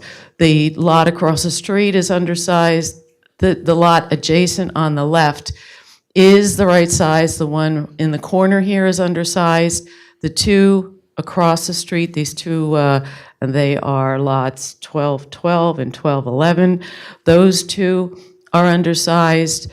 And I wanted to point out that behind the site, this lot is exempt and it's owned by the OBMUA, as is this other large lot, 3 across the top of Van Tynes Lane, and then the large lots below are also exempt. Those are owned by the OBMUA as well. So within this 1,000-foot radius, the buildable single-family home lots, there's several that are undersized. So the size of this lot fits in comfortably in the neighborhood. And there's some even smaller lots closer to Englishtown Road that are still part of the same zone, 120-foot zone. They're even smaller than those. So this lot and the size home fits very nicely on this property. Lorelei, you indicated that it's a 4-bedroom home under the RSIS standards. How many off-street parking spaces do we have to provide? 3, and we have room for at least 4, 2 in the garage and 2 in the driveway. Mr. Chair, Lorelei, I think, got everything on the record that I wanted her to. We don't have a review report, which I think is pretty common with this type of an application, so I don't have specifics to address. But Ms. Taunton's available for the board and your professionals for any questions they may have. Sure, I'm just curious, I didn't visit this site, and I normally do, but I did look at the overviews on Google Earth and Google. What are those, are the houses similar there in build, in shape, in size, in age, or no? I think I believe that they vary. They're different styles. There's a home right on the street here, which, English Town in the corner. That's an older home. It looks like maybe 40s or something It's like up near the that. fire department? Yes, across from the fire department, exactly. And some of the others are a little newer looking. I think they were built at different times. Okay, thank you, I appreciate that. Ms. Sawant? I don't have any questions. It was reviewed by actually Mr. Gill. I want to go to the board members on my left of Ms. Totten. Questions? Any of them? I don't have that exact information, but I know that the R120 zone in that part of town hasn't changed since the 70s, the late 70s, early 80s. And I am familiar with one of the applications, the smallest of the lots closer to Englishtown Road is a half-acre parcel that was developed, was heard by this board in 2004 or 2006. That was also an R120 zone at the time. So we know it goes back at least that far. Interesting fact, this lot right here that's vacant on this aerial is actually having a house constructed on it right now. That's the one I'm talking about. Oh, okay, so yes, exactly, we're staking it out. And so I thought it had a variance associated with it. Anybody else on my left? I do have a few questions. What is the square footage of the proposed home? I don't know. Is it 1,800 or? We did the FAR calculation. I'm sure it's more than 1,800 because it's a 4-bedroom home. What's the lot size? The lot is about 1.5 acres, it's 68,040. Yeah, a little over an acre. 60 times 0.06.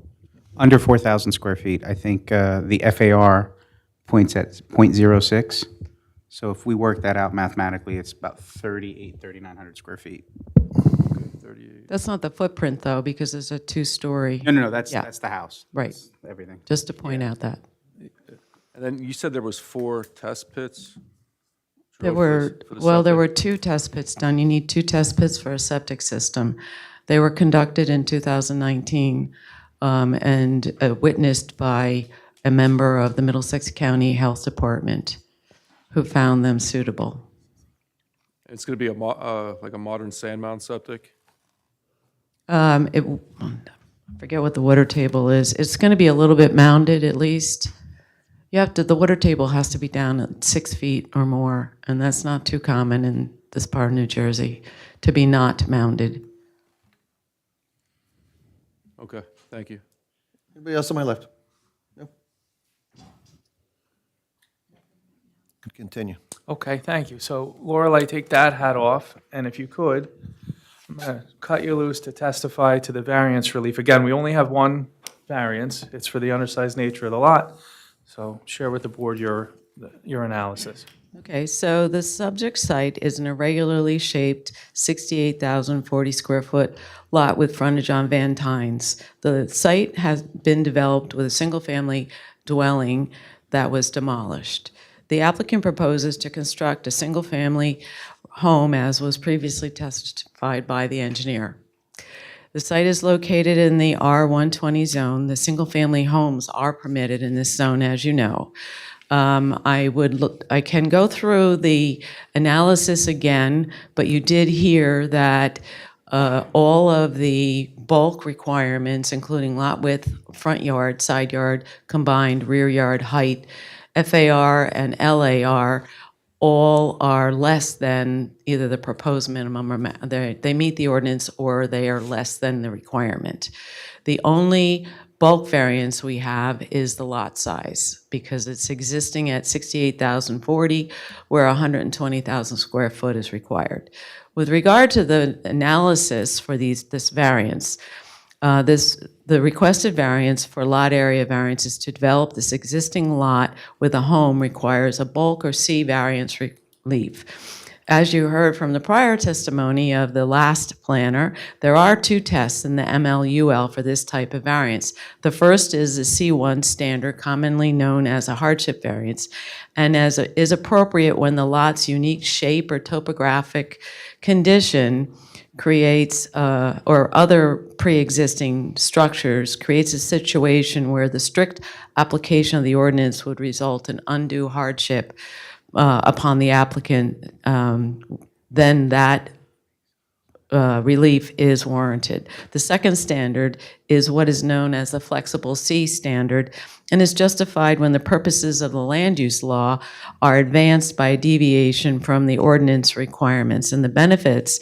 of that deviation substantially outweigh the detriments. In my opinion, the requested C variances can be granted under both the C1 hardship and the C2 flexible criteria. First, the C1 hardship. There is clear hardship for the lot relief. The subject site has an area of 68,040 square feet. The applicant has been unsuccessful in requests to purchase additional land to correct this lot area. The applicant has also offered the lot at fair market value to the adjacent neighbors, and this was not successful either. The site is therefore an isolated, undersized parcel which, absent the relief requested, cannot be reasonably utilized. This is a hardship. The C2 criteria, which is the flexible criteria, the development of this undersized lot with a single-family home advances the purposes of the municipal land use law. Purpose E, to promote the establishment of appropriate population densities and concentrations that will contribute to the well-being of persons, neighborhoods, communities, and regions, and preservation of the environment. The proposal advances this purpose by providing for an appropriate population density for this neighborhood, which is a single-family home. The existing residential development pattern on Van Tynes is a mix of lot sizes, as you saw. It includes a number of undersized lots in addition to the subject site. Within 200 feet, there are 5 of lots that are undersized. I did point those out. I can give you the addresses and the lot and blocks again if you care, or we'll just move on. The development of the subject site with a single-family home is therefore an appropriate population density for this neighborhood. Purpose G is to provide sufficient space and appropriate locations for a variety of uses, including residential uses. And this application provides for an appropriate use in appropriate location because it's a residential use which is permitted. Finally, there are no significant detriments associated with the requested variance. There is no negative impact on the character of the area because of the mixed size of lots, and that this one has no other bulk variances besides lot size, sorry. The lot has previously supported a single-family dwelling. There is no significant harm to light, air, or open space, the whole purpose for bulk requirements. Though the lot area is non-conforming, it can be developed with a home such as we're proposing in a manner that is consistent with all of the other bulk requirements. Approval of the subject variances would not substantially impair the intent and purpose of the master planning zoning ordinance. The proposed use is permitted and is appropriate. In this case, the existing undersized nature of the lot drives the need for variance relief. There is no impediment to the master plan zone ordinance that results from permitting the lot to be developed with an appropriate sized home. Thank you very much. Thank you, Lorelei. Mr. Gill? I'm going to borrow a page from our township planner, Venus Swan. I really don't have much to add. No. There's just one thing I want to say, and it was already stated for the record, but I do want to underscore it. The property was previously improved with a single-family home of similar size. I believe it was on the order of 3,000 square feet. And since one of the board members brought it up, I did also want to just address the size of the home. looking at the plan, the lot area is 68,000 square feet, which could yield, or according to the standard that they're proposing, will yield approximately a 4,000 square foot home. This site can accommodate on the order of 5,000 square feet without requiring variance relief. So they're not maxing out what they could be building. And the zone ordinance on a conforming lot in the R120 zone would be 8% of 120,000, which would be much closer to a 10,000 square foot house potentially. So I think, given the fact that there are no variances proposed for the placement of the structure, it really does fall under the C1. I understand that they made the criteria for C2, but C1 really does apply. There's no opportunity to expand the lot in its existing lot. That's all I have. Thank you. What happened to the former single-family home that was there? I'm not exactly sure what caused it. It was for sale for many years. I have to take testimony from the witnesses. I know Mr. Clauser's We're not a a witness. contract purchaser, so I don't have the. Can you speak? history from the owner. It's no longer there, I would assume. Reviewed the near map. It's going back to 2014. And in 2021, sometime in the middle of the year, it disappeared. So my assumption, well, it wasn't there in the photo. It was there in the previous photo and then not in the next one. So my assumption is that it was demolished, and that was confirmed by the contract purchaser from his discussions with the seller. So there's nothing left, there's no foundation on that property, nothing. No, no. In fact, Mr. Chairman, the property was being marketed for sale as a vacant home. It was vacant for a period of time. My understanding, anecdotal though it may be, was that the home's condition was such that selling it and marketing it as a vacant parcel made more sense than the rehab costs of the home. It was practically understood that the house would have to be demolished, so the sellers undertook that process to be able to sell it cleanly and without any issues. Understood. Go ahead. Yeah. With the grading they're proposing. Just turn your microphone on, please. With the grading they're proposing, freehold soil that was done with the first site? I don't know what freehold soil did. If their disturbance area today would be over 5,000 square feet, which I believe it will be, they'll have to apply for that as part of the permitting process. So our engineering office would review that, and that's a prior approval for us. Curious how it was for, before.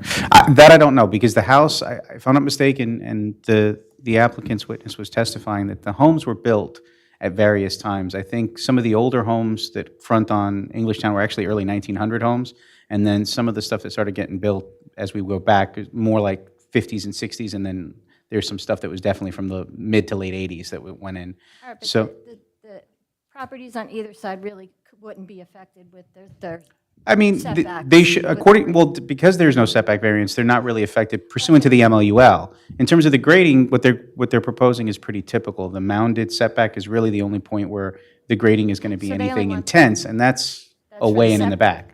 Okay, that's all I want to know. No problem. Anybody else? I have a couple more, if you don't mind. Go ahead, I'll come back to you. You said there's 5 other lots that are undersized as well? Yes. Similar in how undersized they are to what is being proposed? They vary. Let me just get that answer for you. The 5 within 200 feet, I can tell you pretty, obviously, we didn't do surveys on them, but by looking at the tax map and other available data, lot 18.12, 90 Van Tines is about 0.9 acres. Lot 1311, 79 Van Tines is about 1 acre. Lot 1212, 73 Van Tines is about 1.8, more or less. Lot 18.11, 68 Van Tines is about 1.8 also, more or less. And lot 1211, 63 Van Tines is about 1.8, 1.9 acres. So of those 5, there are 2 that are smaller, and there are 3 that are larger. And I did look a little further afield, so, no, I don't have the area on that one. So this lot is significantly smaller. That is visually you can see that, and that's lot 1812. Let's see, is that one of the ones on my list? Yeah, 1812 is one. Yeah, okay, so that's the acre one. And 1311 is about 1 acre also. So you can see that this was 1 acre, this is 1 acre, this one is over 1.5, these two are over 1.5.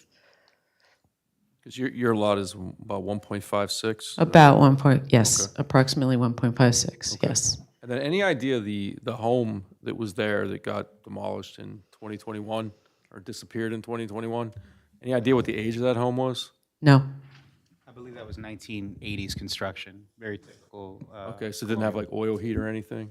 I okay. couldn't say. what Most of the homes there are actually propane heat that are out there. Yeah, and I just wonder if there was like an oil tank underground or anything. Okay. That would be our issue with purchasing the property, Okay.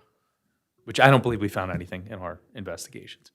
So they did a metal detector sweep and. I'm not 100% sure what we did, but Okay. just knowing Ken, we would be protecting our client to make sure he's not absorbing anything that was in the ground. Thanks.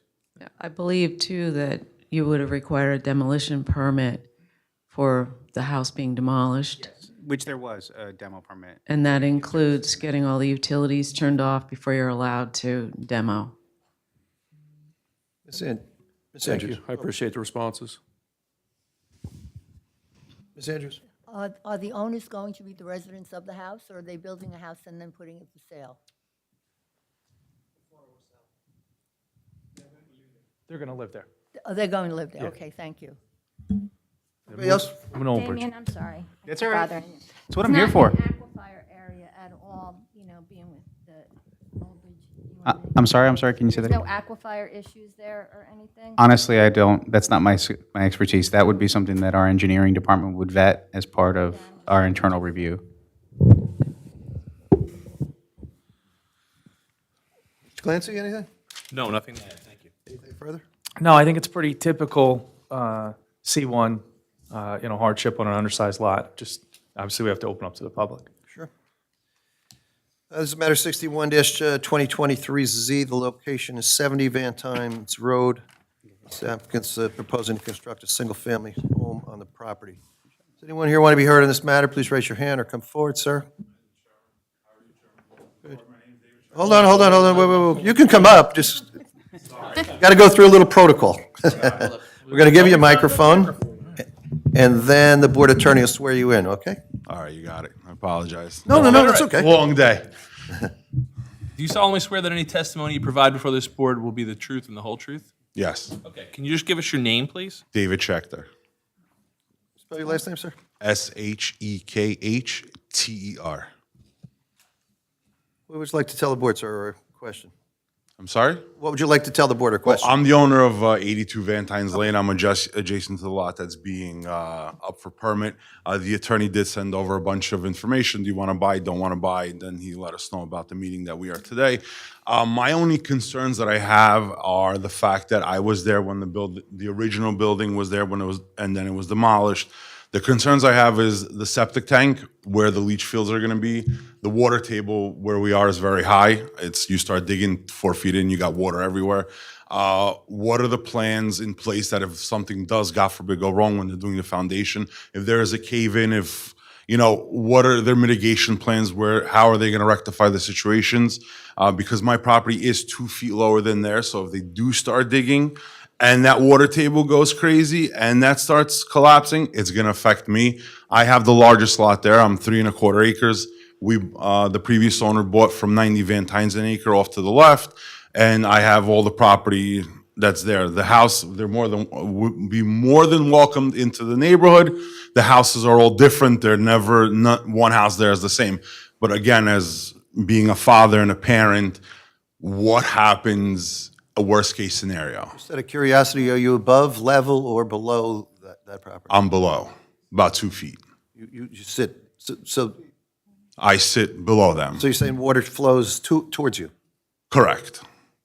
So where the septic tank, the leach fields, my leach fields run to the back, 63, they run to the front, because next to 63 is the water system, the water treatment, someone owns that land, I'm not sure, but it's not public land, so you can't run that weekend, but 63 did leak out their septic before it changed. It was all this flowing on a constant basis.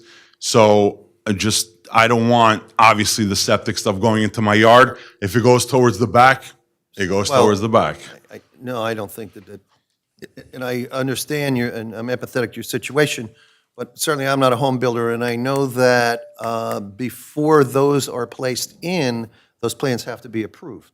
Yes. So I don't think that it's haphazard. I don't think this has all got to be certified and regulated. So I understand your concern, but wouldn't you be worried about anybody's could break at any time? Is that what you mean, or? No, where the leach field from the septic tank Yeah. has to flow somewhere, right? The house next to the property it flows forward.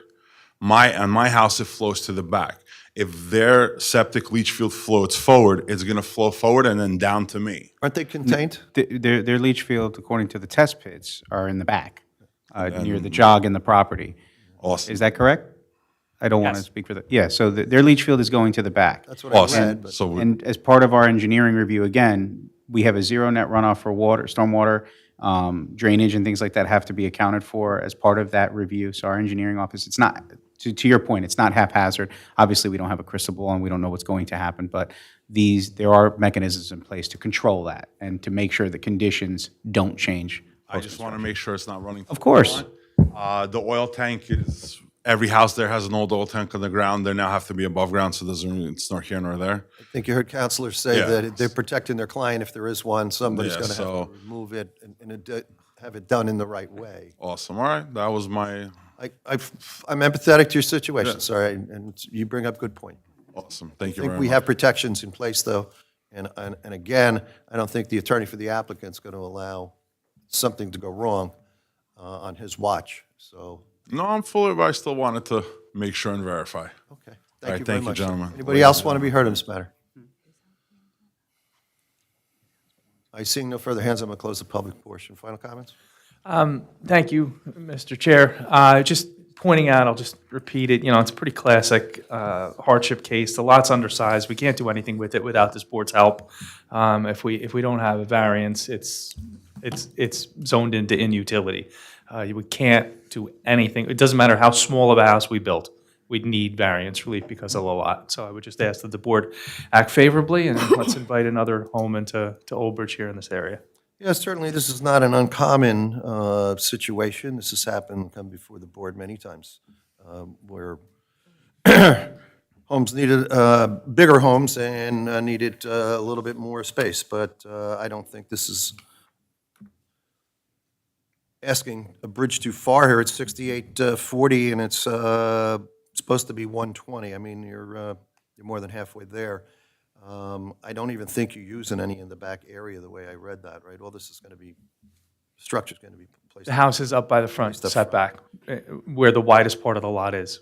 It's very smartly placed. Yeah, I would think. And again, you can't do anything without the board's need you. approval. So we're faced with either allowing a C1 variance for hardship or not.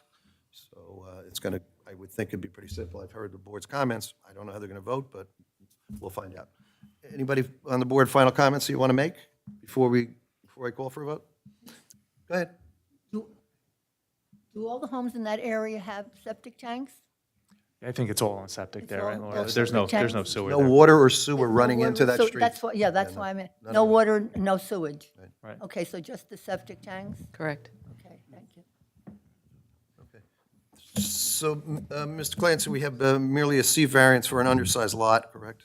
We do, and as the applicant's attorney pointed out, basically, they have a useless lot without the application from the board, and as we've heard from the testimony from the planner and engineer, this is otherwise a completely conforming house on any other lot. The applicant has satisfied the notice requirement to the neighbors to either offer to purchase or sell adjoining lots to kind of make their lot comply, and they were unsuccessful with that, so they have no other option but to come before the board. All right, and they wouldn't be here if it wasn't for the undersized lot. That's it. That is the only issue. Thank you. Board members, you've heard that as someone, we come down to if someone would like to vote for a C1 variance for this undersized lot. 6840, we're 120, that's 120,000. 68,040 is in existence, or what will be used. I'll move it, Stoner. Mr. Stoner, is there a second? Connor, I'll second. All right. Mr. Connor seconds. Roll call, please. Ms. Andrews? Yes. Ms. Chevalier? Yes. Mr. Connor? Yes. Mr. Scogno? Yes. Mr. Stoner? Yes. Mr. Izzo? Yes. Chairman Sullivan? Yes, I'm glad that there's going to be a property out there that's good use of the land. Me too. Thank you very much. Have a good evening. Resolution next time. Yeah. Oh, that's perfectly understandable. Thank you. Thank you, Mr. Clauser. Thanks. Have a good night, everyone. Yep, you too. Yes, please. Board Attorney needs to make a quick phone call. I'm going to ask for a recess, no longer than 5 minutes. Thank you.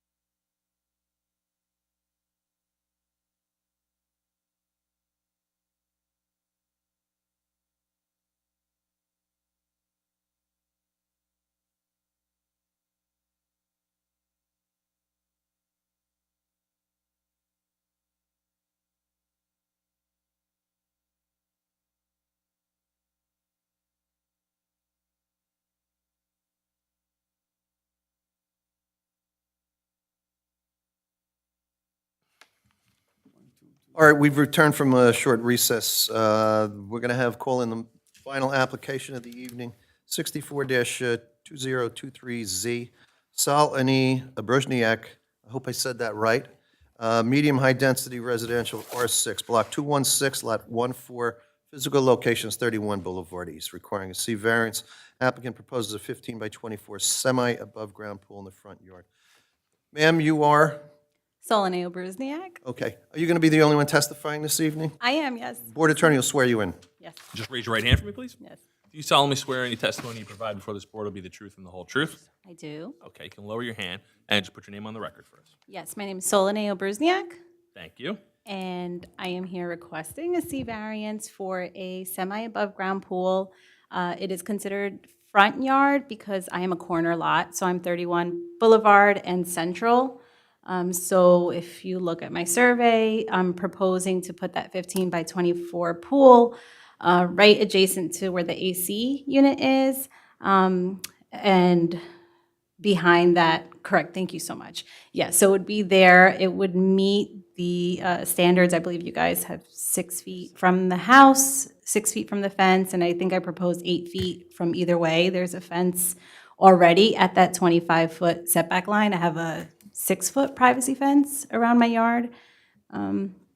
So I would be proposing that 15 by 24, 6 feet away from, 8 feet from the house, 8 feet from the fence, 15 feet from the front fence, the 25 setback line, if you see there. And I apologize, I don't have the exact numbers, but it'd be like 30-something feet away from the back fence. You came prepared. All of these previous testimonies, I caught up. All right. Board may have some further questions of you. Sure. But first, we're going to go to our professional, Mr. Gill. Thank you, Chairman. Yeah, I just doodled a little something very similar to what they presented to us in the application. I didn't realize that the application that we had on the flash drive didn't have the markups. I think the important thing here is that the applicant isn't proposing any setback variances. The pool will be correctly placed as proposed by the applicant in terms of setbacks. The issue here, as the board is well aware of and has dealt with in the past, because it's a corner property, we do not allow accessory structures in the front yard, and corner properties have 2 front yards. So I would draw your attention to the back of the property. They have a large swing set that's already in place, which might have been an ideal location for the pool, but for the fact that it's already improved, excuse me, everybody's tonight needs a little bit of water, sorry. So after speaking with the applicant, I believe this was one of the applications Danny, our other zoning officer, reviewed and denied, and then spoke with the applicant about. It was determined that this was the best location. She wanted it tucked close to the house enough that it wouldn't be obtrusive and, you know, she could see everything, but she wanted to make use of this otherwise unutilized area. As the applicant has testified, the yard is already improved with a 6-foot fence. So she is proposing to semi-submerge the pool into the ground. So even a 4-foot fence, I think it's only going to be, or 4-foot pool is only going to be about 2.5, 3 feet high. It's not going to be visible from the street, either the primary street or Central Avenue. And that's all I have for you this evening, Chairman. Okay. Board members on my left, that was my concern. Your pictures show there's a chain link fence. So that was replaced. That was I did replaced. call, and Okay. because it was just a replacement, I Okay. didn't add anything new. It is now a privacy fence. That was done last summer, I want to say. Right, and there would be closed off, you have children and you don't, that would be a privacy that wouldn't be exposed to the neighborhood or people walking by, correct? Correct. It's completely enclosed. Good, good. Hold on. Let me see if the board members have any questions. On my left. Just one more time, the height of the pool exposed out of the ground, you said semi above ground, it's 3 to 4 feet? So it'll be 2 feet in. So I did check with engineering, and they said there was no other, nothing else needed because it is 2 feet. So that was the threshold. So He's 2 talking about feet the in. height, the wall. Oh, I'm sorry. So it won't be shown because it's No, only the height 2 of the feet pool above out of the ground. ground, like from the ground 2 feet level. above ground, sorry. 2 So feet a 4-foot above. pool, 2 feet below, 2 Yeah. feet above. Got it. And the height of the fence? It's a 6 6 foot, it's feet? taller than me, Okay. so it's 6-foot fence. You can't see the pool over the fence? You would not be able to see it, no. Okay. Anybody else on my left? Yes, so they'll have a ladder. I guess they have it all planned out, the pool people. I don't know if it would be 2 feet, but it would be a ladder entrance. No decking, not as of yet. I'll come back. If I do need, one thing at a time. Anybody else? I have a question. So it's in the front. So where is the entrance to get inside the fence? Sure. On Boulevard East. So I actually have So it is on Boulevard East. I do also have a gate, if you look, it's actually already there. We replaced the chain link fence with the privacy, but the same gate where it says 0.7, kind of on the back corner. Yes, right over there, there is also a gate to Central. But my main entrance is through Boulevard East on the carport on the opposite side of my home. So So it's easy access to get to the pool. no, it could be lockable. It's a gate, a locked gate. There's no, Oh, okay. yeah. Okay, thank you. Anybody else? Go ahead, Ms. Andrews. I just said, how old are your children? I have 1-year-old twins and a 4-year-old. So this is really Okay, now, I don't know if this comes under the same thing. My complex, we have a fence all around the pool area, but we also have another fence that is in closer to the pool area so that there is no way of getting an accident. Is that any requirement for residential, or is that just for someone? I don't know what this, For residential, there is a requirement that there is an approved, I'll use the terminology, approved pool barrier. There isn't a requirement for additional or a secondary pool barrier. In single-family homes, the perimeter fence can be the pool barrier. Okay. One of the things that will happen is, as part of the analysis or the plan review for her permits, they're going to look to see whether that fence meets the requirements, if that's their proposal. Since they're burying it in the ground, above-ground pools have the benefit of sometimes being the barrier themselves, but because she's burying it, she loses that ability. So they'll have to look at her fence, Yeah, and if it's because- not compliant, she'll have to either bring it into compliance or protect it some other way. So that is a requirement. Yeah, because I'm concerned about only 2.5 feet, but Yep. with a 4 or 5-year-old or a little one, I'm a grandmother, they're very, very. I'd be worried about the husband more, because that means I can scale that and jump it. I'm just concerned Nice dive about right there, 2 fences feet. and having those automatic locks for the pool fences. They do have a lock that will lock automatically, and children usually cannot get through, because I know that they do have those. No, I'm always concerned with little ones. Yeah, I've seen the stairs, and I would have to propose that to my pool people that have a gate. I don't know for what the to stairs, call it, but I do know, and I have seen it on other pools. Thank you. anybody else? No? Any final comments you want to say to us? No, No? no. Okay, Mr. Clancy, you have anything? No, public comment? Yeah, I'm going to go to that. The only thing we're going to have here is a C variance because it's no accessory structure in the front yard and a corner lot. Mr. Victoria, whether you know or not, corner lots always have 2 front yards, so that's a situation, or otherwise you wouldn't be here.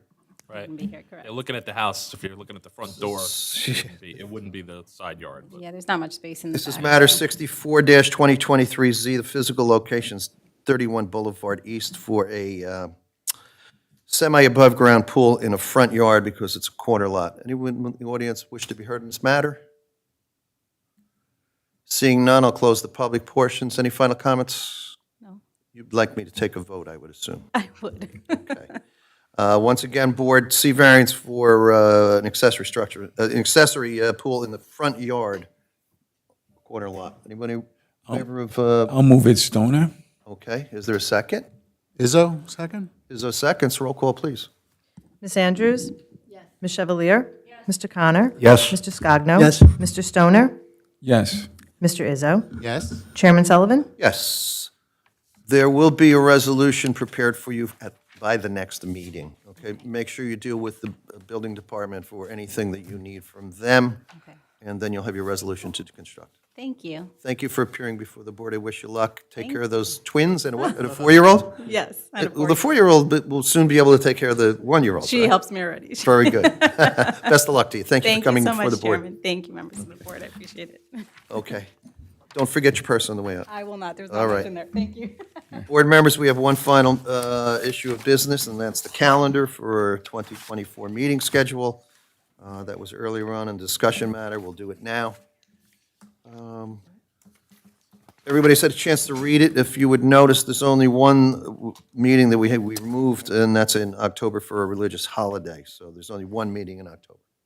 Everything else is fairly standard. Yes? Someone had, they're all there. They're still second Thursday and first Thursday and third Thursday, except for October. Someone want to move it for adoption? I'll move it, Stoner. 2024 meeting schedule. Is there a second? It's been moved in second. Could I have a roll call for the 2024 meeting schedule? Yes. Ms. For adoption. Andrews? Yes. Ms. Chevalier? Mr. Connor? Yes. Mr. Scogno? Yes. Mr. Stoner?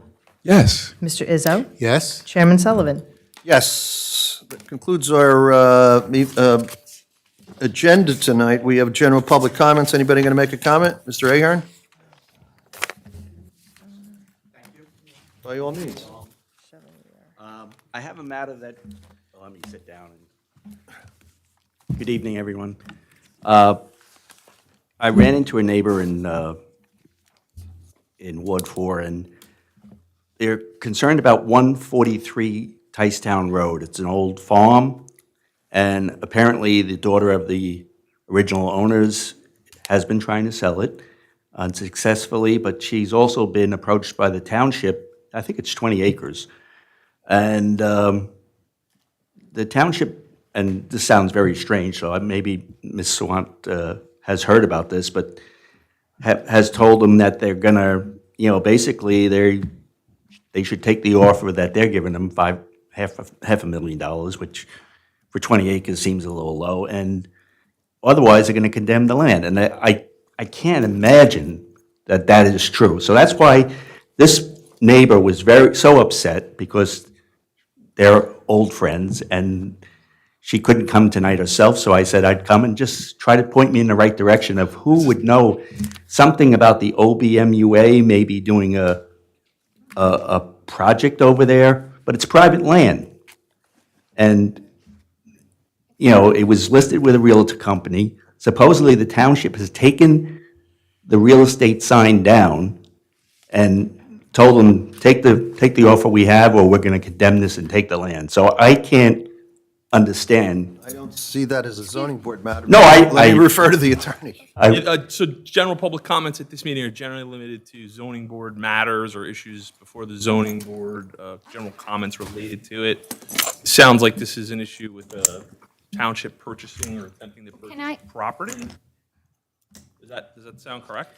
As I said, it's a shock to me and to these other. That's my question, though. Is this involves a township purchasing property? Is that what your question is?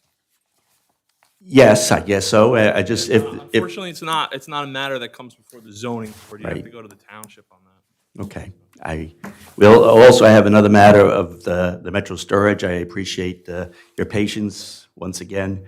I did get a response from a letter from the forester to the planning, and it was dated May 31st and updated on July 12th.